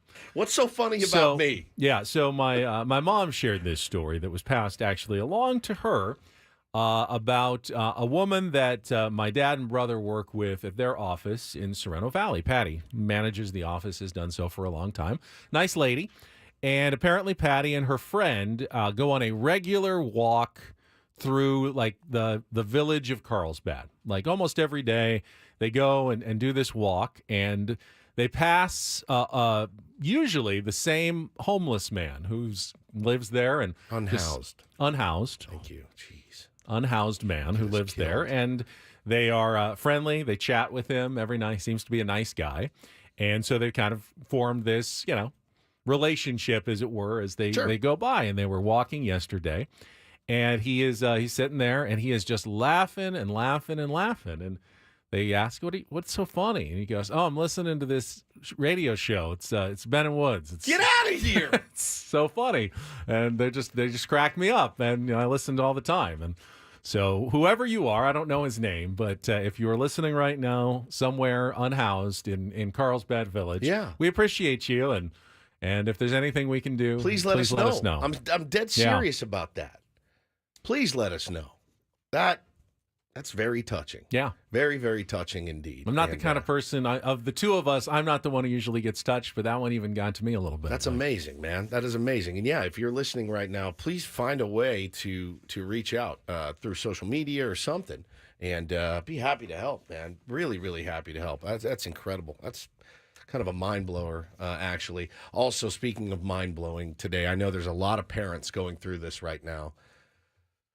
Today's my little guy's last day of kindergarten, and to say that I'm a wreck is beyond beyond words. Big kindergarten promotion ceremony, kindergarten graduation today. Now the funny thing is where he little goes diplomas. Where he goes to school. I've told the stories. Cap and gown. I've told the stories. They've had a party for every single thing. And you always have to show up every single time. It makes me go to them, and then I stand in the corner and I watch them do arts and crafts, and I always look at Hannah and I go, "Why did we have to be here? Why am I here? Why am I here?" But you're excited about this one. You are excited to go celebrate your son's end of kindergarten today. There isn't one. It's basically just another day. The only thing they're doing differently is that they get a half day. So I said to Hannah, I go, "So what's she goes, "No, nothing." She goes, "I'm going to go volunteer and be there and be at the end and take them home. And then they're going to go to the fair. We're going to meet them at the fair later. Today's a fair day." And I said, "Well, there's no cap and gown or anything?" She goes, "No, not that I know of. I haven't heard anything." And I go, "We have had a party in that classroom for every single thing. And they're not doing," she goes, "I think it starts in first grade." What grades did you celebrate the end of? Because most of the time, sixth. Most of the time growing up, the last day of school was simply the last day of school. Yeah. And then you go to summer vacation. I went to all year-round school. So literally, my last day of third grade was a Friday, and my first day of fourth grade was a Monday. You'd have a weekend off, and you just start the next grade. Wait, what? I didn't have summer break. I went to year-round school in elementary school. Really? Yeah. We still had vacations. They were just split up throughout the year. So you'd have one. Was it a private school? No, public school in Encinitas. That's how they did it. Yeah, you had 4 tracks. We had I was on track D. There was track A, B, C, and D. And basically, you just every 3 weeks a new track goes on vacation for 3 weeks, and then you school for 9 weeks, and then you're off for 3 weeks, and it just rotates throughout the year. So I didn't have a summer break. I believe we had August, we had like 3 or 4 weeks off, and then November I had 3 weeks off, and February I had some time off, and then that was, instead of a full summer, it was split up throughout the year. It's actually not bad. That's actually, I mean, for parents, it's fantastic. Summer can be very long when, you get to the end of it, and it's like, how are we going to entertain people? What are we going to do? If families want to go on vacation, it's not like you have to go in the summer. They can pick different times of the year when you go on vacation. So, yeah, that was the year-round school system in the Encinitas School District when I was growing up. That's fair enough. No, But we only celebrated, I think, 6th grade, and then 8th grade was my junior high middle school graduation, and then 12th grade. That's it. I don't remember. I don't care about that. Like, I'm going to celebrate him. We're going to go out to dinner, and I'm very proud of him. I mean, he switched schools 6 weeks into kindergarten. That's a big transition, and he handled it like a boss. And I'm very, very proud of him. And he's just thrived and thriving. And so yeah, he's last day of kindergarten today. I know a lot of folks are going through it right now. And but I feel like I was a little bit robbed of, I want to go watch him get the little diploma with the little cap and gown and all that. I have to do it at home, I guess. I feel like the pressure starts in 1st grade. I told him that. I said it really gets real. It's a grade. There's grades right in there. It's not kindergarten grade, it's just kindergarten. But once you get to 1st grade, you're graded. People are watching. This goes on your permanent record now. Yes, these are grades, I think. So I told him it's about to get really serious, and he's ready. He's ready for the work. But Adam, what grades are your kids in now? Just completed 4th and 1st grades. Okay. So, how's the pressure on them? The homework piling up? No pressure. It's just crazy to think about. So in a couple months or whatever, my daughter will be going into 5th grade, which is her last year of elementary school. Yeah, they have the 6th, 7th, 8th middle school, junior high. That's when the 6th grade is really when you probably start to see the boys. The boys are more interested than they were. I don't want to think about it. Well, it's happening. I'm just going to tell you. You can ignore it all you want, but it's happening right now. Like when this summer, the 6th grade is when you finally puberty. Yeah, puberty. But you look up and you go, I'm kind of interested in my friends are fine, but there's something there. It's not everyone. Like. Yeah, in 6th grade, it's like some, but not others. Yeah. 100%. There's that one kid who already starts to have a mustache. He drives already. It's a little weird. He's got a family at home. Yeah, there's the one kid that sprouts up over the summer, comes back full stash. Paul Skeens was that kid. Yeah, he's throwing 86. He's throwing 86 from the mound in Little League. But shout out to my son, Bo. I love you. I'm very proud of you. And for all you parents out there going through it, it's wild, man. It does go quickly. I did open the phone lines if people wanted to talk about the Padres and the Manny Machado slander. Why would you not want Manny in the lineup if he's available? If he's available, who do you want in there instead? Especially if he's barreling baseballs. Yeah. That's what you pay him for. 833-288-0973 if you want to join us. We got Pedro calling in this morning. Good morning, Pedro. Welcome to Ben & Woods on 97.3 The Fan. Good morning.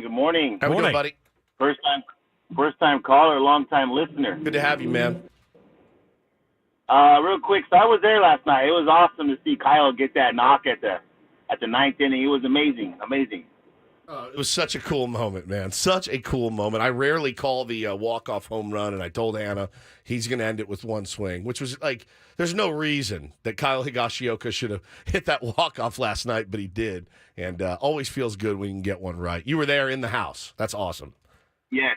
I'm a season ticket holder, and I'm in section 218, man, and it was a blast. Everyone was lit. The ball was going towards us on the foul line, but I could have my eyes on it the whole time, and the whole crowd just stood on their feet. Man, it's amazing to see the support with Petco, but on the topic of Manny, I think he's like the MVP, meaning Manny's, day-to-day valuable presence.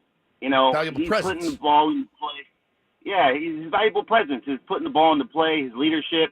When everyone gets a knock, gets a homer, comes across the plate, he's there to greet him along with Tatis. 100%. He's not doing what we're used to seeing across the board when he was in Baltimore, but I think he's making his connection. He's getting in his groove right now. So hopefully after this all-star break to come, or even before that, he could just be on fire for the team. And when he's on fire, it contributes and it ignites everyone else. So it's important. Yeah, there's no doubt. And again, like, I think, he's not going to be an all-star this year.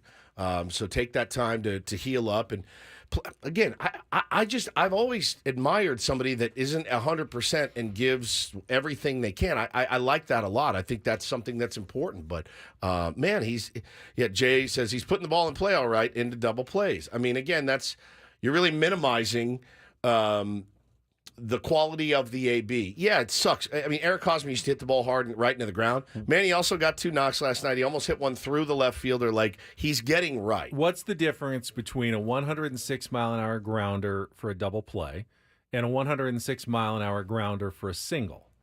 An inch. 2. Nothing, really. Yeah, nothing. I mean, just nothing. keep hitting the ball hard. Nothing you can control. At that point, it's just kind of random fate. And Manny hasn't had a lot of good luck this year. He is also tennis elbow, surgery, hip flexor, strain. He's not going to be the best version of Manny Machado this year. Probably not all year. Are we going to see the best version of Manny Machado? Have we been seeing a slowly better version of Manny Machado for the most part? Yeah. I think we have. Yeah, 100%. The 100%. liners are getting harder. The balls are getting more consistently hit. The swings are getting better. And again, there's no one else. You want Tyler Wade or Donovan Solano out there to get everyday DH? It's just ABs. you don't have anyone else that you'd want out there other than Manny. Hopefully, he'll be back at third base before too long. Let's go out to Brian. You are next up here with Ben and Woods on 97.3 The Fan. Good morning, Brian. Good morning, fellas. How's everybody today? Good, man. Good. Hey, Manny's got his struggles, right? As you chronicled, he's got some injuries. He's recovering from some injuries and everything. But I think the thing, and I'm self-proclaimed, I'm a Yankees fan. I am not a Padres fan. I moved here from New York State. But the Padres are going through what the Yankees went through back in the late 80s and before the Jeter and Core Ford dynasty. They've signed all these high-priced free agents. There's no leadership on this club. There is no leadership on this club. And Manny, as the senior statesman, if you will, the elder statesman, what's he doing? I don't see any leadership from him. And I know we're not in the clubhouse and we don't get to experience that piece. But guys just don't, the sense of urgency is not there. And somebody like Manny, I feel like he should be driving that. Maybe Coffee should be driving that. I think you actually have a good point here, Brian, and thank you for the call. Manny does lead. He doesn't lead in the way that maybe Bryce Harper does or Aaron Judge does. They have different personalities. Manny leads the way his personality allows him to lead, and he leads by example, by working hard, by posting. He's not necessarily a verbal. Isn't he, though? Didn't he just... Well, we saw the moment when he went and talked to Adam Major, which was great.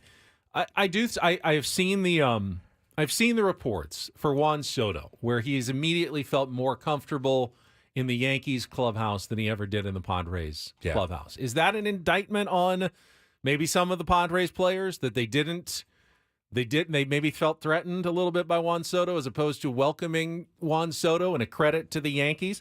There's a possibility that is part of the factor why Juan Soto has thrived a little bit more with the Yankees than he is with the Padres. I don't think it means Manny doesn't lead and is not a leader.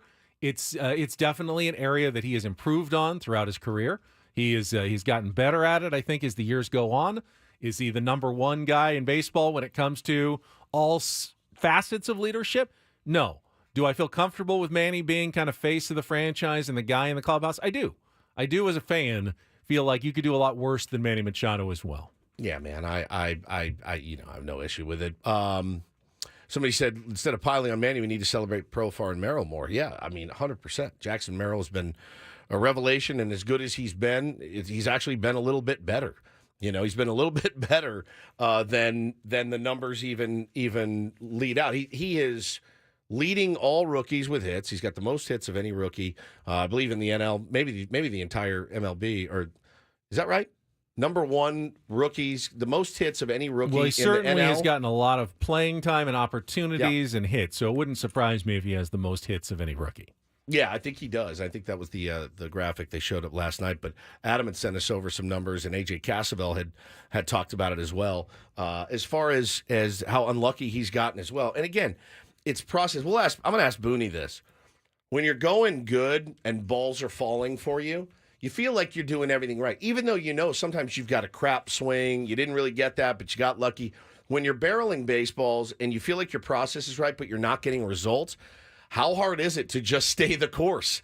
It's happened to Tatis this year. It's happened to Jackson Merrill this year. Obviously, Tatis is broken out of it. Everything's fallen for him now. I think patience is a virtue. Patience is key for these guys as they go through their season, especially a rookie trying to adjust, knowing that everyone's adjusting to him. Yeah, the expected numbers, the X OBA and the X BA and the X slug for Jackson Merrill, quite a bit higher. Like his expected slugging percentage is 100 points higher than his actual slugging percentage. He has been unlucky on some of his hard hit balls to the outfield this year.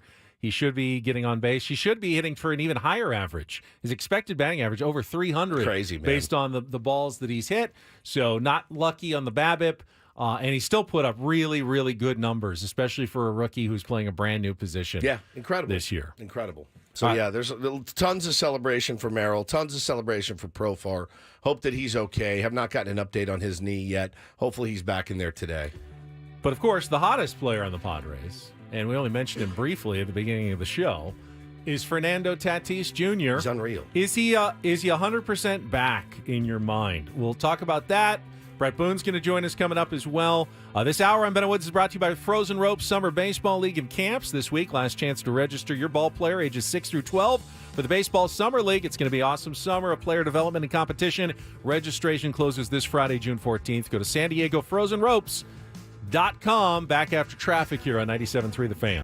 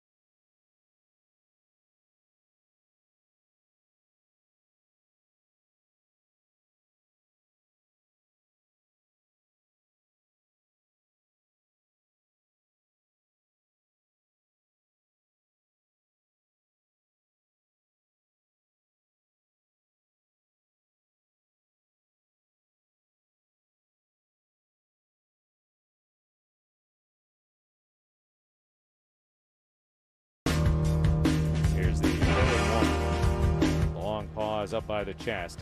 And the pitch to Tatis is lined sharply into right field and a base hit. Cut off in the gap by Brown. Gets it in quickly. First inning single for Fernando. No drama, no waiting around. That is a 17-game hitting streak. He becomes only the second Padre this century to have a 17-game hitting streak. It was done twice in 2006 by Adrian Gonzalez. Hitting streaks are fascinating. And awesome. Meaningless, but fascinating. Meaningless. Well, so hard. When you lose them, it's usually on something. It's weird. Like you go 0 for 1 with 3 walks. Yeah. And that's the end of your hitting streak. Where you hit 4 seeds right at somebody. It's sometimes to keep them going, you hit a little ass out bleeder down the line and it falls. It doesn't feel like it should be that hard. I mean, guys get 4 or 5 at bats. You bleed one in. Occasionally, you'll see those Ketel Marte 20-game hitting streaks where you go 1 for 4 every night, and it's like, that's not that remarkable. But then there's a guy like Tatis who's just on a tear right now and hitting the ball just with authority almost every single at bat, and this truly is a very impressive 17-game hitting streak. I wish I could think of a way that Joe DiMaggio's streak could be threatened someday. I mean, think how far he is. 17-game hitting streak, which is the longest, as Jesse said, this century for the Padres, matching Adrian Gonzalez in 2006. He'd need to do it again, 17 more, and then again, 17 more, and then he'd still have another 5 more to go to tie DiMaggio. And a 5-game hitting streak ain't nothing, but he'd need 3 of those in a row and then some to get to the all-time record. He'd need 2 17-game hitting streaks in a row just to get to the Padres' all-time record of 34 straight by Benito Santiago in his rookie season. So they're always fascinating. I'm always cheering for them as soon as they get to this level. But ultimately, I know it'll end for Tatis on some weird, dumb day. Occasionally you run in just to an ace who's absolutely hot and only gives up 2 hits in a game, and you didn't get one of them. But I have no reason to think it's going to stop this afternoon. No. Against Hogan Harris of the Oakland A's. I like Fernando's chances to make it 18 today. Yeah, I mean, I thought Mark Grant was going to jinx the first at bat. He came up and Mud goes, I like his chances to keep it going tonight. I'm like, Mud, shut up. And then right to the right. So he's locked in right now, man. He just ball looks like a beach ball to him, and it's so good to see him. And I'm so glad that again they decided to stick with him, Ben, and ride him out, and realize that the process was going well, and it's really paying off for him right now. I'd love to keep it going. We've said it all year, man. The star's got a star, and he's one of our stars, and he has been outstanding. Did you feel like yesterday's game was at all a breakthrough against a left-handed starter? Not really. No, I mean, they only scored 3 runs. Yeah, could have been 0 if Sears had actually covered first base. If he covers the bag, they're out of that inning. But they did get 7 hits off of him. Yeah. They hit some balls hard that didn't fall in. I saw at least signs of you're not flailing up there against lefties. Yeah. He only struck out 1 batter. I feel like that. He took some walks. I feel like that's been a theme too. Yeah. Not getting dominated by lefties, just not balls aren't falling for whatever reason. So, hey man, anytime we can beat a lefty, yes, that's like one more step towards maybe solving them. And again, that was your first one. You're going to get 3 lefties the next 3 days, I do believe. So you're going to have to do it again. It's baseball. You get to do it again, but you're going to have to do it again today. Not a ton of tape on today's starter. It's just his 3rd start of the season. Hogan Harris going for the A's. I don't know if Jerks and Profar will be available or not. Yeah, I mean, think about it Might right now. Might be a sugar day against a lefty to get Jerks in a day off, possibly. We'll see how he feels when he probably get into the ballpark shortly. Think about the guys that potentially, for today's game, you do try to keep this in mind, I guess, when you're looking at it. There's going to be a few guys unavailable tonight or in today's game. Profar could potentially be unavailable. You're going to have Estrada could still be ill. We haven't gotten any updates on any of these guys yet. If he's feeling any better, it can go. Suarez has pitched 2 days in a row. Morejon's thrown 2 days in a row. It could be pretty lean for our Padres today, but Michael King has done a great job, needs to continue to do a great job, and got to score some runs early off this dude. What's his name? Hogan Harris. I'm going to look up his... He's got an ERA under 3, but again, it's got. just in 2 starts this year. I think he made 6 starts last year as well, and that's the extent of his big league career so far. Okay. We got Brett Boone coming up next. We'll ask him all right, this. we'll talk to Brett Boone on a Big League Wednesday. Odyssey insider and podcaster Brett Boone will join us when we come back on San Diego's #1 sports station, 97.3 The Fan.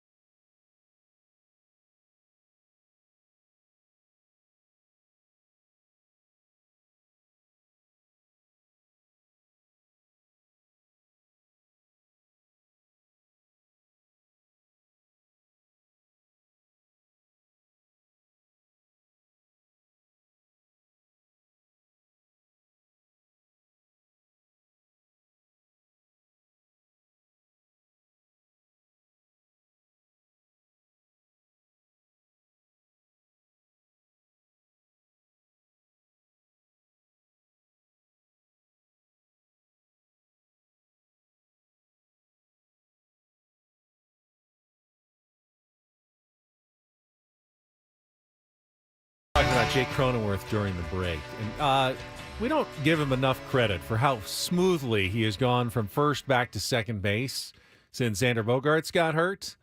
Jake's a good defender, but it's not easy to just go one day you're a first baseman every day, and the next day you're a second baseman every day. Got someone standing by who knows a thing or two about playing second base in the big leagues. We will talk with our friend Brett Boone on a Big League Wednesday right after this check of traffic on 97.3 The Fan. From the 97.3 The Fan Traffic Center, here's Kelly Danick. Traffic is sponsored by Viejas Casino and Resort. Couple problems in the North County, guys. Eastbound 78 just past the 5. Two-vehicle accident over the right shoulder. Palomar Airport Road on-ramp to southbound 5. Got a collision involving a couple vehicles. Keep in mind that coastline is going to start getting busy. Opening day at the San Diego County Fair. Gates open at 11. Parking opens at 10. So, yeah, expect it to be pretty busy in both directions later this morning. The daily jackpots at Viejas Casino and Resort are on fire. Players have hit huge wins with bets as low as 50 cents. Check out their jackpot winning smiles on the Viejas Facebook page. Want to join them? Who knows? The next jackpot winner could be you. Viejas Casino and Resort. I'm Kelly Danick with Ben & Wood, San Diego's #1 sports station, 97.3 The Fan. And we are joined right now by Odyssey MLB insider Brett Boone. Insider calls presented by Grainger with supplies and solutions for every industry. Grainger has the right product for you. Call, click Grainger.com or just stop by. Brett, also the host of the Brett Boone podcast, featuring the most notable names in MLB and around sports every week. And I have to say, it wasn't that long ago that we had Brett in studio. He was kind of looking to get into doing more media. Now, he's lapped us. You can't stop him. From doing media. This week alone, he's had, I think, Mark Loretta on, David Cohn, Lance Parrish, Bob Kendrick, Negro Leagues Museum. He's on today. Brett, slow down a little bit. You're making us all look bad. Yeah, 100%. Hey, we're moving and shaking, baby. I love it, man. What's going on, guys? How you doing? Doing good, man. I was wondering if you'd had a chance to catch either of these games against the A's and see Daz Cameron. And when you watch Daz Cameron playing for the A's, does it make you feel old? Because, you know, obviously his dad, Mike Cameron, former teammate of yours. Yeah, absolutely. And I'm seeing it's more than that. I mean, until recently, Nevin's son Tyler was up in the big leagues with Oakland. Now he's in AAA right now. But I see these kids. I mean, these kids are like little babies when I was a grown man, and I think I'm still a grown man, and they're grown men. Yeah, so I know now, you know, what my dad went through, and guys that played with my dad for years and years. When I got to the big leagues, they would look at me like I had three heads, like, I can't believe I'm pitching against you. And I said, what are you talking about? It's not that big of a deal. It's like, you don't understand, Brett. You know, I broke in with your dad, or I played with your dad for 10 years. Yeah. It's just making me feel old. So I get what they're it's all coming full circle now, and I know what they're talking about. It's good to see Daz up there. Daz has been through it was a first-round pick years ago, and he's been, man, up and down. It's like that life, the life of the minor league guy that gets sent to the big league, sent back down in the minor leagues. It's disruptive, and it's exciting, but at the same time, it's a tough life. It's a tough life. Yeah, we talked to Marcotte about it on Monday, Boone, and he was like, you know, there's a few guys, and he's like, look, Brent Rooker, we are an organization that had the, I guess, ability to give him the chance to slump for 40 or 50 ABs when others didn't and wouldn't and couldn't. And it's the bright side of saying we're not very good. Yeah, so it's the bright side of saying it. And my thought was immediately, all the guys you played with, I mean, can you think of anybody that you played with, Brett, that you said, man, this dude slipped through the cracks? Like, if somebody had picked him up and given him the chance to slump for 40 or 50 ABs, he would have figured it out and ended up quitting or getting hurt or walking away. Not really. Not really. Okay. That's the one thing about ball players is they're resilient as all get out. I mean, they go, and you got to, for most people, there's two ways you finish. You decide I'm not good enough, it's over, or they take the uniform away from you. Yeah, they tell you. More times than not, those guys, they get that uni taken away. So I haven't seen it. You know, I've seen some guys when I first signed that I thought, wow, that guy's going to be good for a long time, and just you get to the big leagues and you see a difference. Deer in the headlights, and that's a part of the big leagues versus the minor leagues. That's not talked about that much. They talk about the biggest jump being, well, if you can play in Double-A, that's kind of the bar. If you can compete in Double-A, you got a chance to be a big leaguer. That is true, and Double-A is definitely a separator. But the minor leagues in general, that jump from the minor leagues to the big leagues is by far the biggest jump. It's just a speed factor. And it's that guy in the minor leagues that's, that everybody talks about, the shortstop on Tucson. We got to watch him play. Well, when you get to the big leagues, even on the worst team, that shortstop in Tucson, he's at every position on the worst team in the league. That guy you're facing, that number one starter that's the best in the league, well, he's a number 3 or number 4 on most average big league teams. So the biggest jump I felt was just AAA to the big leagues, just from a speed standpoint. When you're bang safe in AAA, you're bang out in the big leagues because it's just there's just a little more speed, and that's the biggest difference maker that I noticed coming up through the ranks. As I mentioned, I had a ton of guests already on this week. Mark Loretta, who we love, he's probably listening right now. Hi, Mark. We're supposed to play golf with Mark at some point. Yeah, we need to get that done. I don't want to. He's really good. He is really good. He's good. He's a very good golfer. He's just one of those guys. He's just one of those guys. He can play pool, probably shoots darts really well. He can do it all. He's got that. That annoyingly talented. Yeah. Right. That guy that just bugs you because he's got that natural golf swing. It just goes in the slot correctly. Yep, perfect. And he'll always say, I haven't played for a couple months. Oh. It's everything pure. The worst. He's He's a good player. I haven't even swung it at all. I haven't even practiced. And then David Cohn, who we both enjoy on the broadcast. But I wanted to ask you about Lance Parrish. You had him on this week. And, growing up as a Padres fan, I remember mostly Lance Parrish beating the Padres in 1984. What did you guys talk about? Did you bring up the 1984 World Series? And what was that conversation about? Well, Lance and Arlene, his wife, are real good friends of the Boone family. His wife and my mom are probably best friends. She was in town, and Lance just came out with a book. I think it dropped yesterday. Was opening day for the book, and I was talking to Arlene. I was visiting with her a couple of weeks ago, and she's like, Lance, he wanted to know if you could bring him on your podcast because he's got a book launch. I said, absolutely. Lance is like not really a second father, but he's another guy that played against my dad and went on trips as families for years and years. I got a chance to be Lance's teammate actually early in my Seattle tenure, but he came. Yeah, it was all about that. It was all about that 84 season, because that's what the book's about. It was from spring training till the final day, and how it was different from the previous year, and I believe that previous year was 83. He went through the whole thing, talked about all the guys top to bottom, and it was fun catching up with Lance. But yeah, that was the premise of this particular podcast, was pumping that book, and it was interesting, talking from Sparky to Darrell Evans was a big off-season sign for them. He talks about the pitching staff, the guys that were going to be there weren't. Obviously Tiger Tram and Whitaker in the middle, and yeah, it was pretty cool. And the thing I love, and it's become my favorite, there's a lot of nicknames we get hit with throughout our career, and teams and teammates and guys you play against. But the Big Wheel, which was Lance's nickname. Big Wheel. That's my favorite one now, because Lance is a monster. I mean, that's a big man right there. He's always been big. He's a big weightlifter. But the Big Wheel and how it was coined, yeah, interesting and always fun catching up with Lance. That's awesome. Talking to Brett Boone here on Ben and Woods this morning, and one of the ones I'm interested in going back and listen to is David Cohn, because I don't think you could have found, Brett, a more old-school ball player, but that has embraced the new direction of baseball better than David Cohn has. And you hear it when he's on Sunday Night Baseball.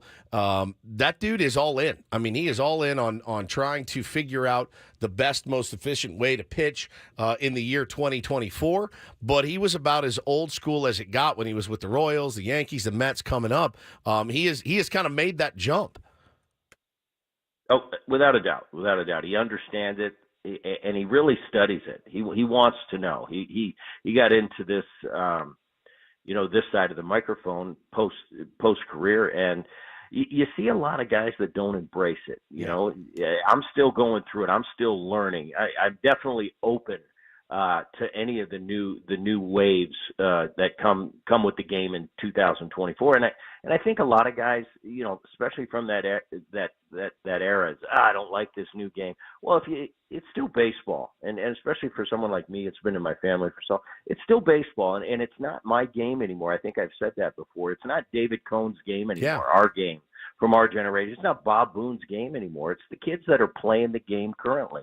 One day it won't be their game and it'll be their kids' game. But in the meantime, it's like you either embrace it or this game doesn't care about you. It'll run you over and leave you in the dust. So if you want to remain apart, remain relevant, you kind of got to go with the flow. And history will judge each and every one of us in our generation and what people thought of it. But in the meantime, as ex-players, I don't want to be that get off my lawn. It was better when I played. That seems like an easy out for me. Like, give me a reason to make it better. How about that? Let's have a smarter conversation. I think David Cohn's really good at that and really has embraced it and really educated to the point where he can teach other people about the nuances of the new game. Really interesting, always catching up with Coney. And he's a guy that gets to see this Yankee team on a daily basis, and I wanted to get his feel. Is it real what I'm seeing? Is it that real on the ground for you? So that's always interesting and enjoy catching up with him. Out of all the new rules that are in baseball now that are different from when you played, are there, because we all kind of judge them, we all kind of say, oh, well, let's see how it plays out. Are there any that you're like, God, I wish we had that when I was playing? Well, I've like I said, I've had an open mind with all these rules. At the core, I do like to keep baseball as much as it was the way when I played, but I've been pleasantly surprised. I think there's more rules. There's a few rules I don't like. The only two rules I don't like, and I understand the reason that they put them into the game. To protect the players, the amount of money that's in the game right now. If I'm an owner sitting up in the booth, I completely understand where they're coming from. But instead of talking about the ones I really like, I do like the pitch clock. I think it's been great for baseball. But basically, what's it doing? You talk to guys that played in the 70s and 80s, and they'll tell you, well, you just got back to playing it the way we did, which is pretty accurate. That's right. But the game, the game was going in a space where, man, we were getting a 3.5, 345 for a game, and it was getting a little bit out of hand. I was resistant to the pitch clock because I had that macho, no, we're baseball. We're the only sport that doesn't have a clock. Wow, has it been great and refreshing and got the game back to. Maybe that's what we needed. Maybe that was the purpose of it. When they went out and made this rule, is just get the game back. The purpose of throwing over only twice to a bag is it's to encourage stealing bases again. It's encouraging playing the game the way it used to be played and moving runners and hitting sacrifice flies. So I think that's all great. Two rules I could take back, Woodsy. I don't like protecting my second baseman at second base on a double play. And you're a second baseman. You liked them barreling in on you, and you like to barrel in on You've got to find a way to separate yourself from the pack. Good to great, regular, decent player, Gold Glover.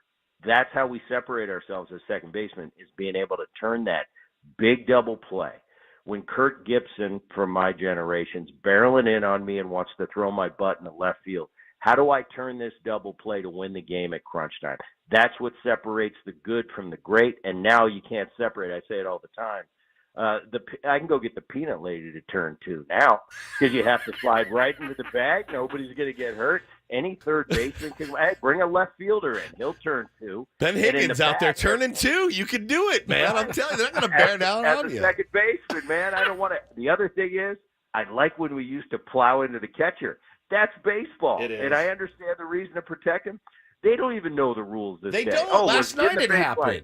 It happened last night. Did he not give him a lane? The catchers are looking around like, I really don't even know the rules. You're right. If we can turn the clock back, give me those two back, and the rest of it's all good. I love it. Yeah, you can call pretty much anything you want at home plate now. Literally anything. It does not matter. If they actually give them the full lane, it's almost impossible to tag a guy in a close play anymore because you have to give them so much room, and then they'll slide way toward the dugouts and reach their hand back, and the catcher's standing 2 feet in front of home plate. He's got it. He reaches around for the tag. The guy's nowhere near him because he had to give him a lane, but he doesn't take that lane. He takes a lane another 6 feet away and then just sneaks his pinky across the plate where there's no chance to even tag him. So it's kind of, to me, that's the dumb rule, the home plate rule. And again, I don't need to see the catcher getting completely barreled at home plate, but there's got to be a middle ground where we can understand what's happening at home plate.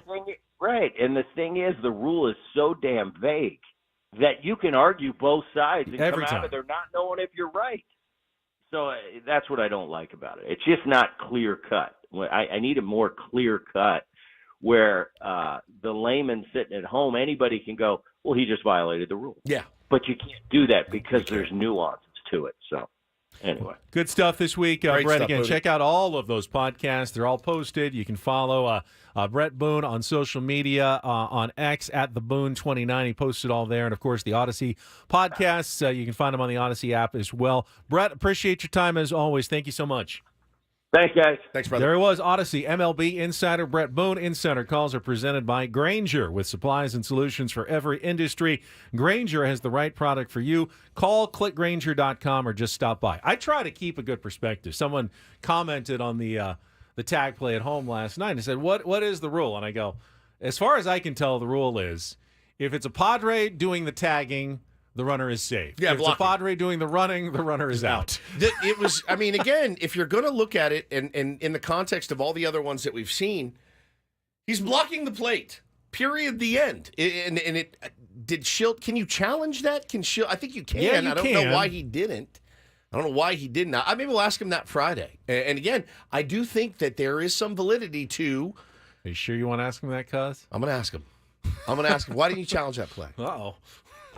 Why not? I want to know. I want to know the reasoning behind why not challenge that. And is there validity to the fact that maybe he doesn't know, and maybe the guy watching the film has no idea if it's blocking or not? So I want to know. It's an interesting question. Why he decided to run for Manny at second base, but not first base? Scoring position. I think. Scoring position is the answer there. We can let's break that down. I always like those questions. We got a All right. Klug report. Klug report.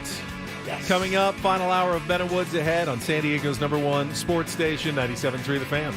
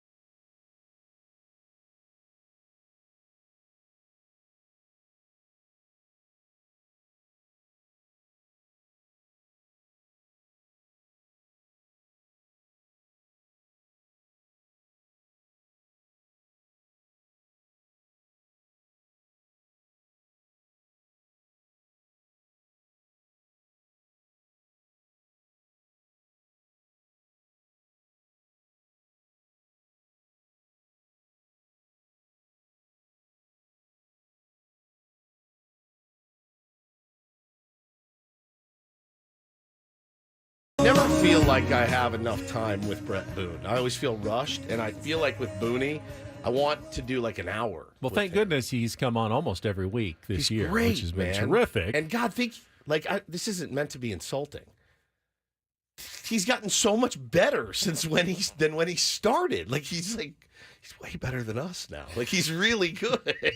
Well, he has access to really phenomenal guests, which helps. His Rolodex, but even him as the guest, he's phenomenal. Phenomenal. He's been such a home run this year. I have gotten a list of some of the new food items that are available at this year's San Diego County Fair.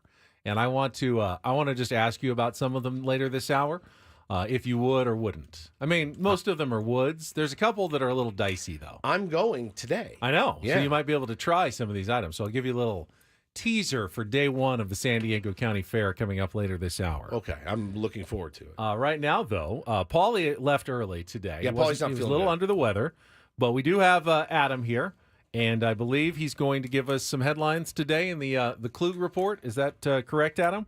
And get things started here with our today's edition of the Klug Report. Now tuned into the greatest. Welcome to the Klug Report.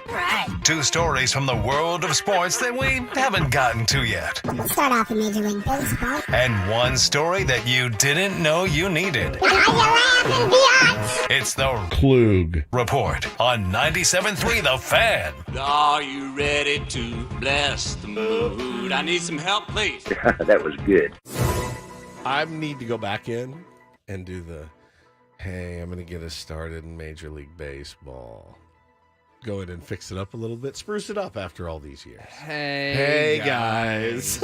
we really need to throw is it extra sweet. Is it? Oh, yeah. In that open as well. All right. We'll make Paulie do a whole new intro. And then he can take more days off and be sick more because then he doesn't feel bad. Go ahead. I wish. Oh, here it is. Hold on. All right. Take your time. Is it extra sweet because this is against the Dodgers? And now, Adam Klug. All right, guys. I know there's a gigantic story in the world of golf that Ben has been champing at the bit all day to talk about, right? Rory McIlroy and his wife have resolved their differences, and the divorce is off. It's nice to see them get that figured out. I don't know what changed, but yes, they have. It was irreconcilable differences, irretrievably broken a month ago, and now it's reconcilable. But now they're back. Reconcilable.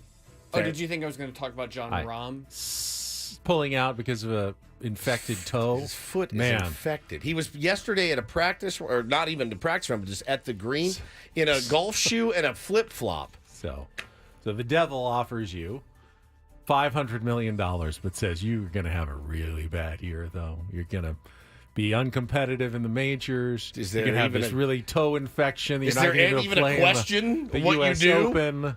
You're going to be kind of miserable on this live tour. They're not going to get back together with the PGA Tour as fast as you thought, so you're just going to have to go and wear it.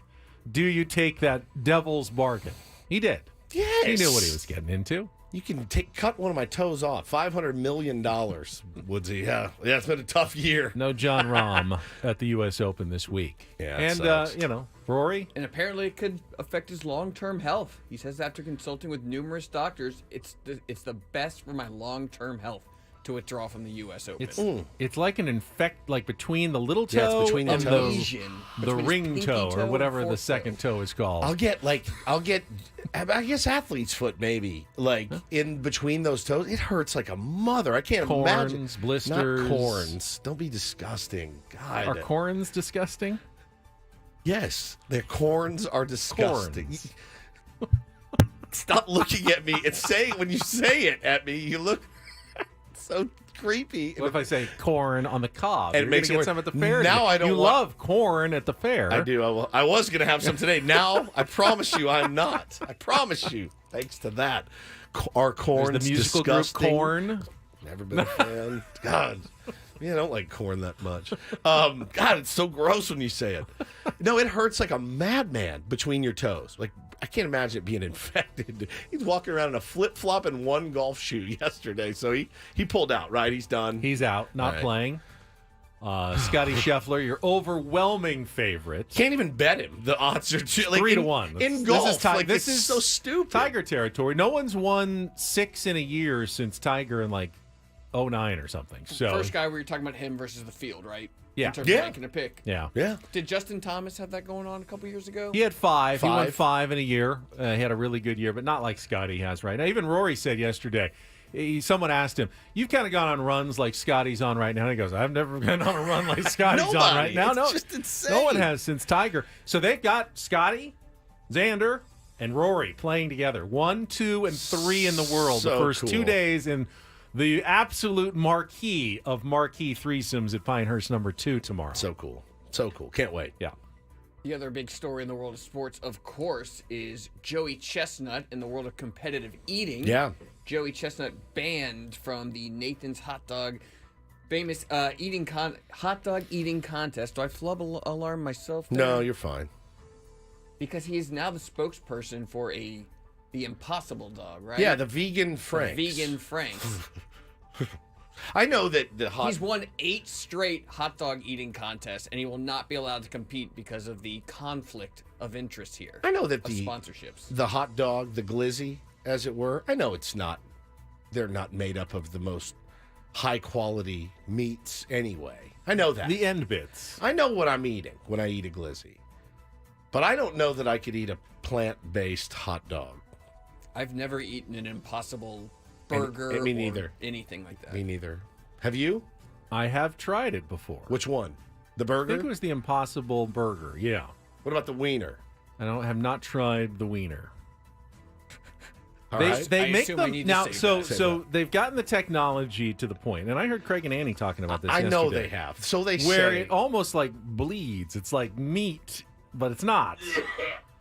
It's tough. It's a mental thing. It doesn't taste bad, but you have to kind of get over the fact, what exactly am I eating? Because if it's not meat, it's trying to fool me into thinking it's meat. But that's the same thing that you have trained your brain not to think when you bite into a burger from a fast food joint or a hot dog at the turn of a golf course. Yeah. I mean, you have trained your brain to go, this is delicious. This I love. I think I know what's in it, but I think I'd be surprised, but I still want it. And in fact, I got to get it in me right now. But with that, there are higher quality hot dogs out there. Oh, sure. The Vienna sausages, Hebrew Nationals. Sure. Nathan's are very high quality dogs. Absolutely. Actually. So they banned him because he's now representing a competitor. It's basically like going to live. Yeah, he's going to live. It's like if it was a Coke drinking contest and all of a sudden he signs with Pepsi. Coke doesn't They're really not want him back. And I understand this. I do too. Everyone's outraged that Joey's been banned from the competition. He took the bag. It's not that interesting of a competition. He wins it so easily. He's not setting records anymore. I think his most is like 75, and he had 62 last year. He doesn't even need to extend himself. And he himself said, I need to stop doing this because it's killing me like a few months ago. So let some new blood into the competition. Maybe it'll be exciting. Maybe it'll come down to the last dog How or did two. you gain all the weight? Matt's, because I kept doing hot dog eating contests. Matt says this is the softest thing ever from Nathan's, playing scared. But, it's a competitor. So I brought this up yesterday in the afternoon, and I kind of argued with Tony Gwynn Jr. about it. What did he say? Well, what I said was, I think whoever wins the Nathan's hot dog eating contest this year gets an asterisk. 100%. It's not like Joey Chestnut retired. He's banned. No, I agree. I heard this He's not conversation. banned for cheating either. I agree with Tony. Oh, you're not there. Weird. You're not in the competition. He's it doesn't banned matter for why you're not endorsing there. a There's rival not an asterisk though. What if you play 100 fewer Then games in the Joey regular season? We Is there an all know asterisk? whoever wins it this Then year. Joey Chestnut has an asterisk behind all of his because they did not. Major League Eating and Kobayashi couldn't come up with a deal, and they kept him out when Joey Chestnut. But he beat Kobayashi. He's once, beaten but him. Kobayashi beat him a bunch of times too. I'd rather have them going head to head, but they can't seem to get it worked out. So we're not getting the best version of the hot dog eating contest. All right. And finally, guys, while we're on food talk, let's test the limits of what a burrito is. Burrito Hotline is open on Ben and Woods. Before we show this, Ben, would you like to give us a definition for what a burrito is? A burrito is ingredients wrapped inside of a tortilla. Ingredients wrapped inside of a tortilla is what you can now get at Panda Express. I finally tried the Panda Express burrito. I don't need the audio on there. I would love to hear it, actually. Chow mein and a couple of big scoops of orange chicken and a little sweet and sour sauce on the side. No problem. You can get it at the Panda Express Innovation Kitchen in Pasadena. It was really, really good, just a little bit messy. I feel like we've talked about this before, but I am definitely Got the no Asian problem. rice and noodles and orange chicken wrapped up in a tortilla. That sounds so... The Panda Express So burrito. there's a place back... Hannah and I used to go there when we started dating. It's on Convoy, and they made sushi burritos, right? Now, I didn't eat them because the burrito itself was seaweed, and I don't like seaweed. She lived on them. She loved them, thought they were the greatest thing ever. There's nothing that I won't put in a tortilla, roll it up like a burrito, and eat it, and it's not instantly better. I get that sometimes it feels more appropriate to call something a wrap rather than a burrito. If you put like a chicken Caesar salad in a tortilla... I don't really say I'm eating a chicken Caesar salad burrito. You could. I'm eating a wrap, but technically it's a chicken Caesar salad burrito. Oh, that looks good, dude. That Panda burritos Express maybe have to be good. hot. I would totally eat that. How about this? I will amend it to hot ingredients inside of a tortilla. That's fair. Cold ingredients are a wrap. All right, that's fair. Temperature matters. Now, have you guys ever had Mongolian barbecue? Yeah. Okay, so you get the bowl. Make those little hot burritos. You get the meat and the veggies, and then they cook, and then you put it in a tortilla with a little sour cream or something. Oh my God. It's like the greatest thing of all time. There's not too much. What hot foods don't belong in a tortilla? Lasagna? I wouldn't put a hot dog in a tortilla. I would. There were noodles. Yeah. There were noodles in that Panda Express burrito. There was chow mein inside of it. So why does that sound noodles inside a burrito? They could work. What about be very carby? Lasagna's obviously. an interesting one. That can't go in a Pizza. in a tortilla. Why couldn't lasagna go inside? I guess it could. It could. I mean, anything could. Is there a good Mongolian beef spot anywhere around? Do they still exist? We used to. So when I was in college and we wanted to eat cheaply, they had the all-you-can-eat Mongolian barbecue place, but it was a lot cheaper if you just got the one bowl. But you could put as much as you wanted in the one bowl, and you'd actually pack it down with they'd have paper towels, so you would stuff 7 times the amount that belonged in this one bowl, and then you'd hand it to them and they cook it up for you. Purple sis. How about soups in a burrito? I almost said that, but I assumed the liquid would eliminate it. A soup burrito, chicken noodle, lobster bisque burrito. Somebody says Fashion Valley just opened up the Mongolian stir-fried place in the food court. All right, it's done. I've heard of Divine Possibilities. I've had they it. do. It's incredible. Pasta wrapped in a bread cone. Bread cone. That's like a burrito, pasta burrito. They're unbelievable. It's not. They're not healthy. It's not a burrito. They hollow out a bread. Yeah, and it's like a shove bread it cone. full of spaghetti and meatballs, and it's the greatest thing you've ever had. Oh, Divine Possibilities. Yeah, all right. So, now, what about this? Soup dumplings in a burrito. Well, isn't a soup dumpling a soup burrito to begin with? I guess so. Because it's soup wrapped in a wrapper of some sort. Sounds good. I assume you could have barbecue, pulled pork. Oh, 100%. Pulled pork burrito would be outstanding. Coleslaw, the whole bit inside. Mac and cheese in there. All right. I think probably salivating. I mean, a lot of things are good without having to be in the burrito, and you're just adding some extra calories you don't need by wrapping it in a tortilla. We're talking about taking hot foods and putting it into a tortilla, which makes it a burrito. But isn't that what, if I was thinking Mexican food, that's what fajitas are. Is it because the fajita isn't completely wrapped all the way enclosed? Which is the difference between a fajita and a burrito? A taco is just a not enclosed burrito. That's it. Bone-in wings would be tough wrapped in a tortilla. You're taking your life in your hands when you do that. Thanksgiving burrito, amazing. Amazing. Anybody else starving right now? Yes. Absolutely. Anybody else want Mongolian barbecue? Not going to make so things bad. any better when I give you the list of new and available San Diego County Fair foods coming up next as well. So thank you for the Klug Report. And we will be back with some of the new offerings at the San Diego County Fair after traffic here on 97.3 The Fan.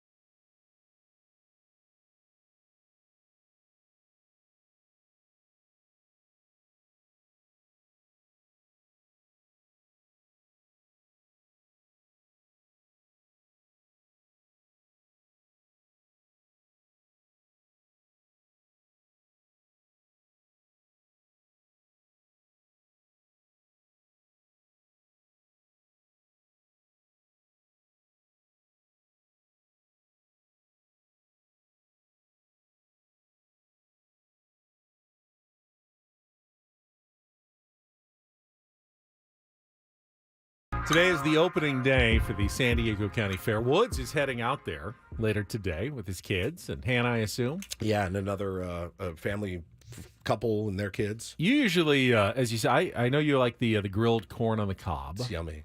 Anything else that you always get at the fair? All of it. I mean, as much as I like.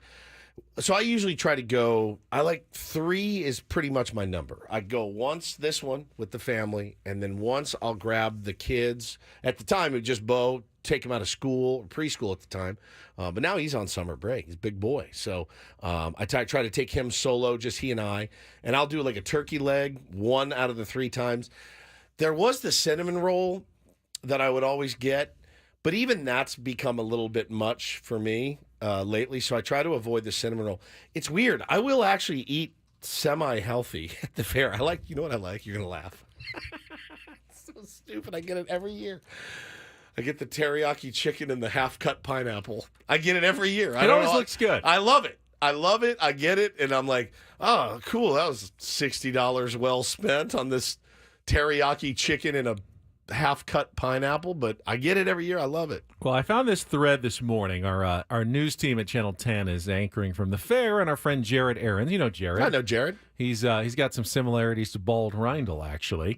Just in the hair department? In the hair department. Right. He's taken some pictures of some of the items that are available this year, and I just wanted to kind of go through and see a will you or won't you try some of these items. And will I or would I or would wouldn't I you? or You can't. wouldn't I? You won't be able to eat them all. The first one for me for here yourself. is maybe a yes. I'm intrigued. It's the Captain Crunch Crispy Chicken Sandwich from Biggie's, and it's a chicken sandwich on a bun, but it is like coated, like stuck with Captain Crunch and Crunch Berries all over it. And I'm intrigued by that possibility. I think it looks messy, but possibly something I would try. I think Crunch Berries are like last meal material. Like, what do you want for your last meal? I think those would be in there.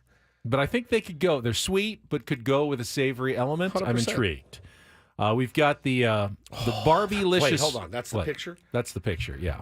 That's too much. It's too busy. Well, everything's too much. It's the Too fair. busy. I know, it's too busy. Everything's going to be busy. I thought they were at the ground fair. up, not big chunks of Crunch Berry on there. They also have I'm not exactly sure what's in it. It's a Barbie-licious float. It's a big pink float that looks like it has like a cotton candy and a big pink and white lollipop in there. That's an Instagrammable option, but I don't know if that's something you actually want to eat. Here's from Pat's Pizza. Elote. Oh, those are some tenders, some Nashville tenders. Those look pretty normal right there. We also have some elote pizza from Pat's Pizza with bacon-wrapped candied pork belly bites on the side. So elote is the Mexican corn, and they just put it on top of a pizza. I'm a no on that, probably. I think I'm a no on that. Usually mayonnaise is an ingredient in the Mexican corn, and I'm not. You don't like mayonnaise. Not a huge fan. Even though you are a mayonnaise man. Tub of Fun beignets. Well, those look simple. Always good for a beignet. Love beignets. This one's interesting. Creamsicle trifle from Farmer in the Dell. It's in a jar, and usually it's like some sort of whipped cream and fruit and cake all in a jar. Yes. Or in the very famous Joey episode of Friends. Meat. Good. Peas. Good. Whipped cream. Good. Oh, that trifle looks incredible. That one looks pretty good. Woo! I like orange creamsicles, so save that. I think I would do that one. We've got a cookies and cream ice cream on top of a funnel cake. Man. That's a yes, likely. Very high calorie yes, but a yes. Yeah. For the teens, the Boba King Strawberry Pop-Tart Boba. So you've got like a boba tea drink with bobas chunks and of then Pop-Tarts? Well, there's like a Pop-Tart sticking out of the top of it. No, come on. I'm not a boba person. And then how about this one? This one's the maybe not for me. Spam fries. They're like sticks of Spam sticking out of the Spam can with some sort of sauce on them, like dipping sauce of some sort. I get it. Spam has become kind of a hip, even a chefy ingredient. Yeah. It's not my favorite. I'm not a huge Spam guy. I haven't had it in a long, long time. Oh, this one's good. So you've heard of the Australian battered potatoes? Yes, I love But them. how about adding some brisket and cheese on top? Sold, dude. Absolutely sold. Yeah, those definitely would be yes. And then Pink's has a Cali dog, which looks like a Pink's hot dog with French fries and some maybe tahine on top of it. That's and Dodger loving, I think, if you get pinks. Pinks, yeah, that's in L.A. That's an L.A. institution. So those are some of the items that you may or may not be seeing on your trip to the San Diego County Fair. Have you ever done the big turkey leg? Yes. I like it. It's a lot, though. Caveman. You feel like a caveman. You feel it's more for show than it is for... I mean, it's not the best tasting item. It's not bad. But it's not bad. It's just a turkey leg. Delicious, I think. But it's more about walking around with it. Look at me. I'm such a nostalgic, what did you get when you were a kid? Yeah. I have to get a cinnamon roll. So I just said that earlier. I'm over it. Yeah, you're over it. I'm over but the I have to cinnamon go. I actually haven't been to the fair in a couple of years. I don't know if I'm going this year or not. Yeah. But that trifle, though. That looks really good. That one, for me, is maybe the new item I might want to try. I like the turkey leg. I like the... it's weird. The savory stuff, I think I tend to gravitate toward more. I will say, walking through the Midway or whatever, and you see all the different places, you do have that... that thing that hits you and you're like, I can't choose. I don't. So you always end up going back to the thing that you had last year. Your pineapple. My pineapple. I'm chicken. so reluctant to try something new in case it's bad. I mean, you know that once you try something. Because I had a burger there, Ben, that was horrid. You're spending some money on it. It's a lot of calories. And you hate to think, okay, I just spent $14 on something and I spent 1,000 calories or more and I didn't like it. I didn't like it. You want to you're going to love it. I had deep fried cheesecake there, and it was staggeringly good. Like you had to hold yourself up on a stick or not on a stick. I think it was not. It was in like a little boat, and it had strawberry drizzle. Come on, dude. I was like, I don't know if I'll like this. Yeah, I had to hold myself up at the end. Deep fried Oreos, pretty good. But yeah, I mean, take your. I often think deep frying takes away from the taste of things. It adds some like umami and texture, but the actual like Oreo inside was pretty good to begin with, and you kind of lose a lot of the Oreo. It's still really good. You're adding a better flavor onto you like the something that flavor tastes good more than the flavor of what's being fried. Bring your cholesterol meds with you and just take them there. Maybe some baby aspirin in case your heart stops. But yeah, I'm looking forward to it today. I'm trying not to go crazy. Try not to go crazy. Bo is really excited for not the rides, the games, which is going to cost me more than the food. He's into the games. Mm-hmm. He loves to compete. Which means you're going to have to stay there until he wins. Well, yeah. But which means you're going to have to spend a fortune because the games are not, let's just say they're not designed to be in your favor to win. Yeah, he doesn't know that. How much will you drop at the fair between food and games? Food and games? I don't think I've ever made a basket on the shoot-a-hoop basket, the long one. Yeah, the really long one? Like the hoop is tiny. It's tiny. Tiny. What will I spend today? So I got free tickets from our buddy Corey. That saves me a little bit. I got... I'll spend two scones. Games and food. That's $200, I assume. No. Not $2,000. That's good. Who could spend $2,000 at the fair? I mean, who wins those the ones where you have to win the small one and then trade it up for the medium one and then the large one and then the extra large one? It must take hundreds to get there. What are you hitting that frog that you're catapulting onto a lily pad? I've never seen any of those actually stay on there. Manny, not that Manny in the chat says today is a $500 day for me and the fam. Easy. Yeah, we're going to have to double up on parking because we're driving separate. Yeah, maybe. It's great. You're not going, are you, Kluger?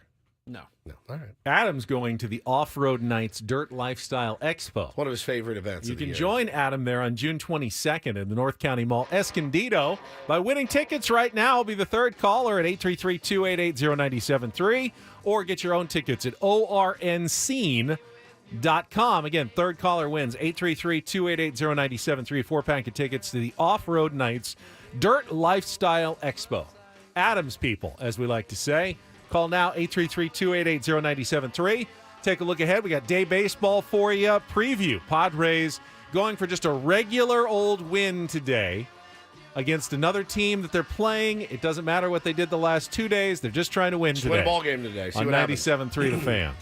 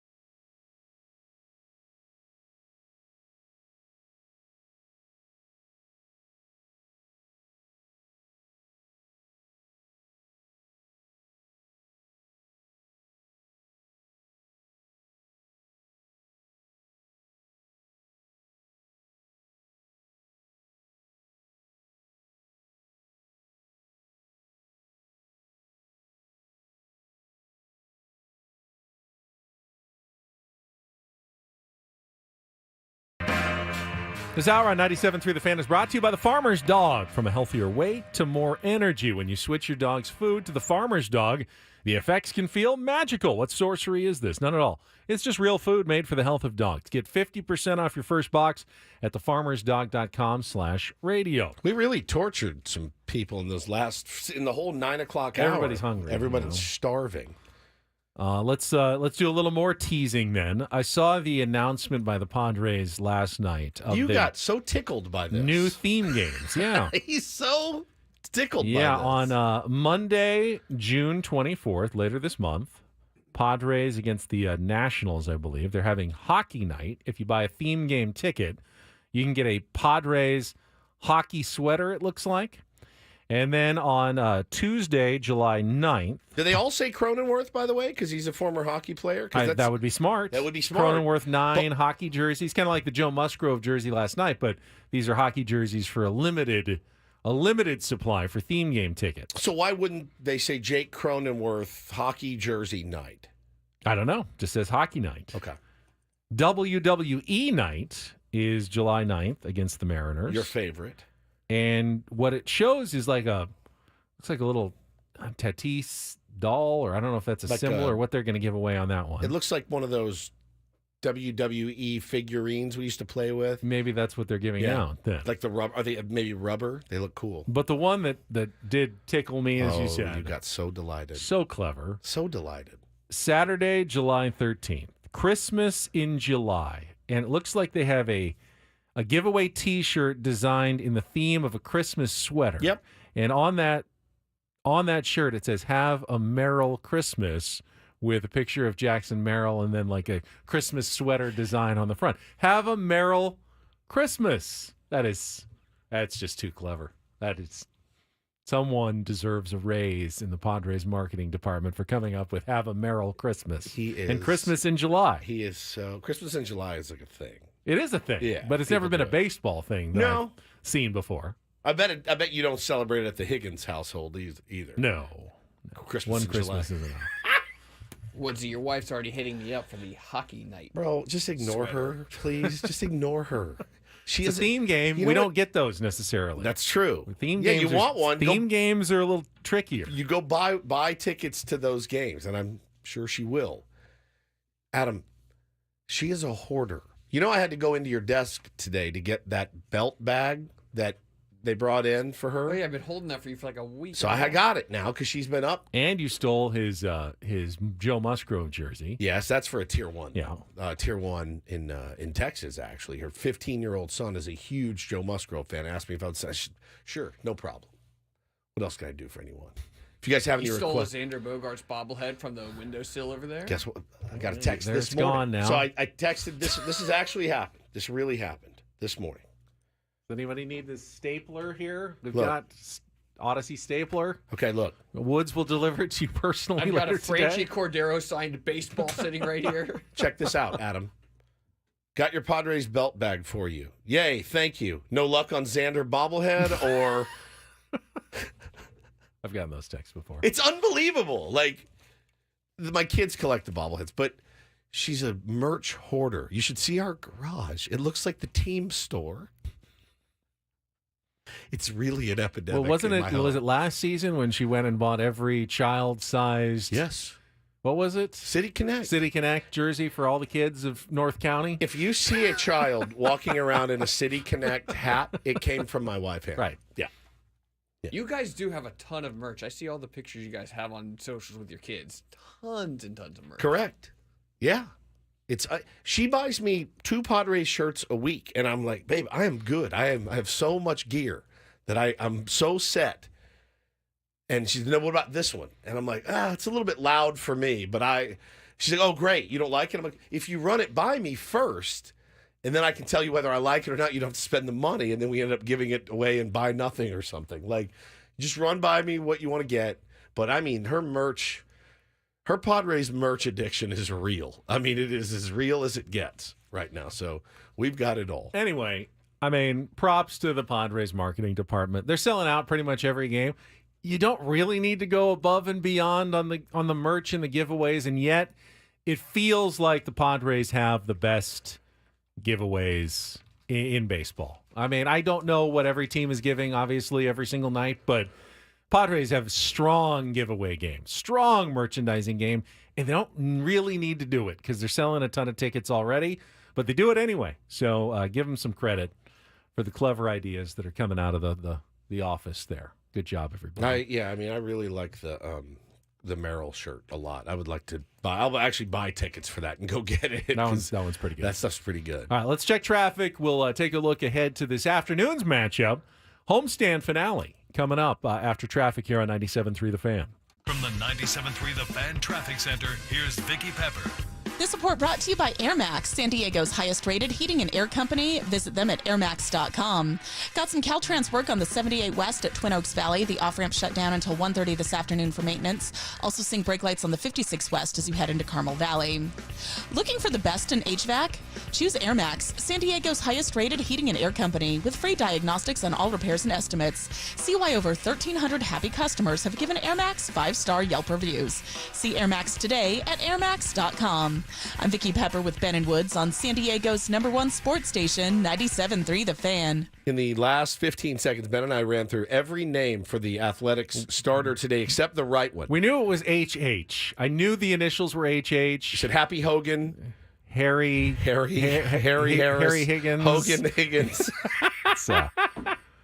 Seems like a lack of respect for the opponent. It's Hogan Harris. Hogan Harris, obviously. Is going to be making his third start of the season. Happy Harris, Happy Hogan. I think Happy Hogan is from Iron Man. He's the John Favreau character as Happy Hogan. Did not know that. This is Hogan Harris, though. He'll be going up against Michael King at 1:10 today. Sammy Levitt will have your Eco Water SoCal pregame show at 12:10 after a couple of hours of Annie and Elston. It's the homestand finale, 7-game homestand.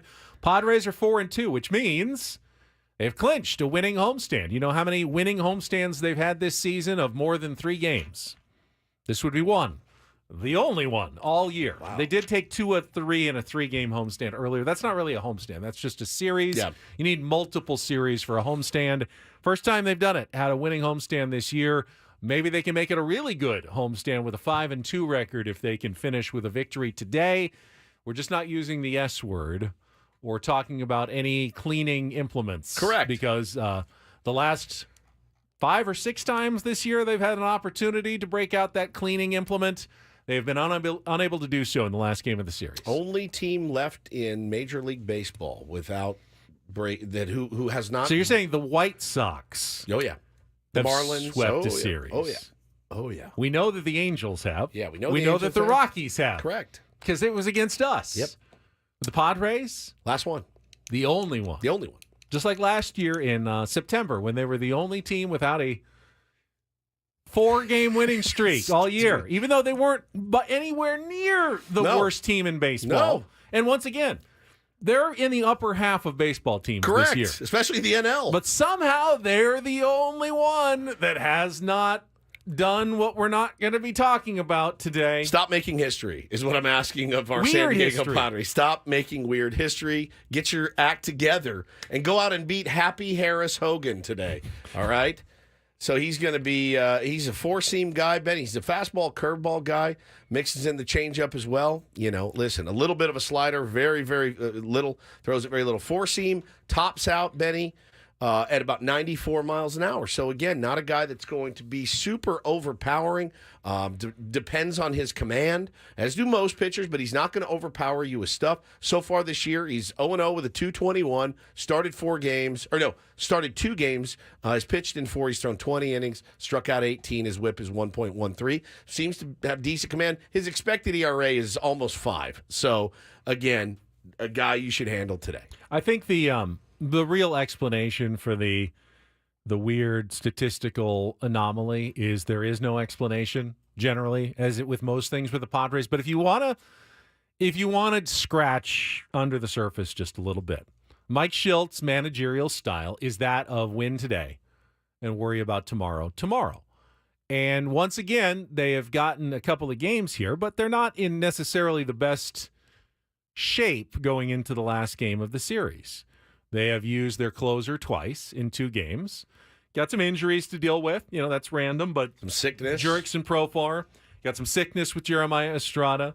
You haven't been able to put Manny Machado back out in the field yet, so you've got an only partially available Manny Machado at this point.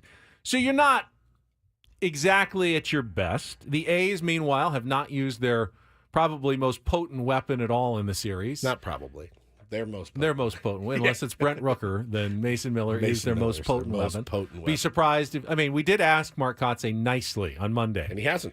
If you would please not use Mason Miller. And so far, he's a huge Ben and Woods fan, apparently. He has followed our instructions to the letter. Somebody thanked me last night because they didn't go to him last night. They could, and that was a strategic decision to save your closer in case, you needed him in the bottom of the inning after you had scored in the 10th to try to close out a win. And I thought it made a good deal of sense for Mark Kotze to hold back Mason Miller. You're hoping to get to the 10th, and then you score with that runner on second. And then you bring in the nastiest guy, one of the nastiest guys in the league, and say, hey, all right, leave that guy out on second. We win this game.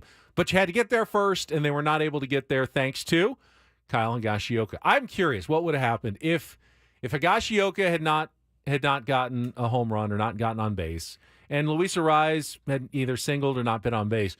Would you have had to have gone to a righty or Miller against Tatis? Yes. You're not letting that Alexander guy face the absolute scorching hot Tatis, right? In that situation? No question. So you're making a move in two batters anyway, at the minimum. But it turned out they should have gone to him or could have gone to him at least. Do we have a lineup out yet or no? Probably not.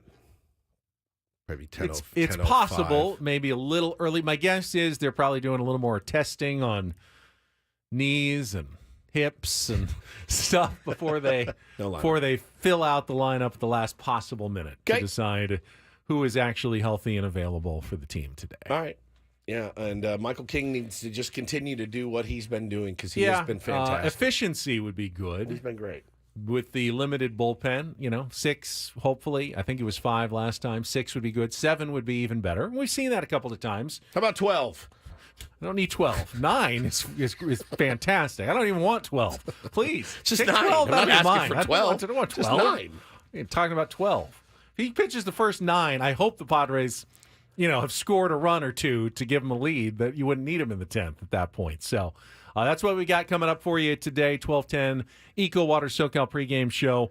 1:10 first pitch, and then Adam is Chris coming in after the game. Scraby, what do we got? I know Ello and Scraby will be in, and Scraby's show from 6 to 7. Is he doing it from home again, or is he coming in after his shoulder surgery? He's going to be broadcasting from home all week. He's still at home. So you're going to be here running the board later today as well. After you got called in that is correct. to replace Paul Reindl first thing this morning, you'll be here until 7 o'clock running the Scraby show this evening after a Padres game. You want to just run the Padres game too?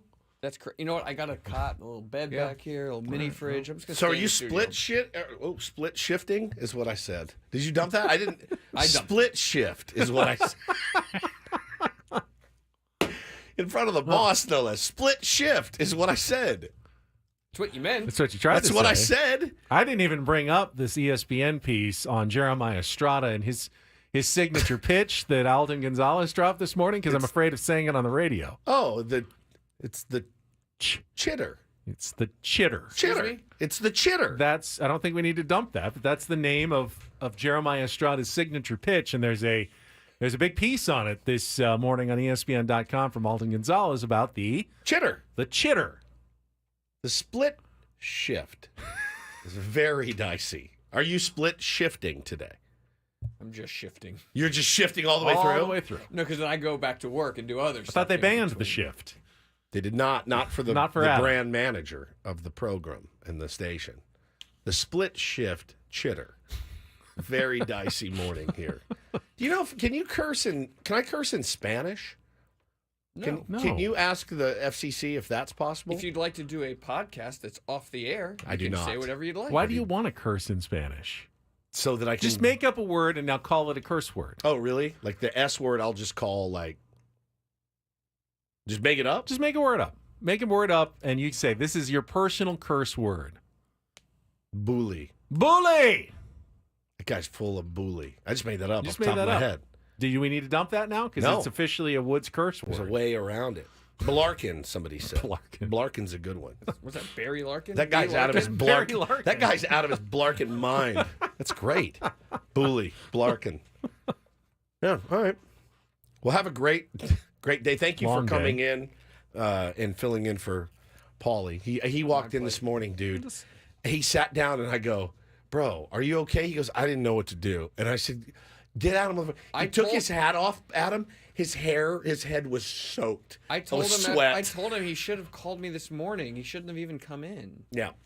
Well, he looked like grim death. So hopefully he's feeling better. I don't expect him tomorrow, so I'm sure we'll see. Jeffrey has the perfect curse word for all of us. Shilt. Yeah, holy shilt. Shilt. Did Shilt get a little snippy last night? I don't know. I'm going to give him the benefit of the doubt. I can't wait for Friday already. I just hope they win today. So there's no, well, I don't know what's going to happen on Friday. Before that, we got a show tomorrow at 6. We got a roundtable tomorrow at 10. See how everything goes today. Annie and Elston are coming up next. Braden too. Adam back later. For Woodsy, I'm Ben. We'll talk to you tomorrow morning on San Diego's #1 sports station, 97.3 The Fan. Have a great rest of your Wednesday, everybody. So long.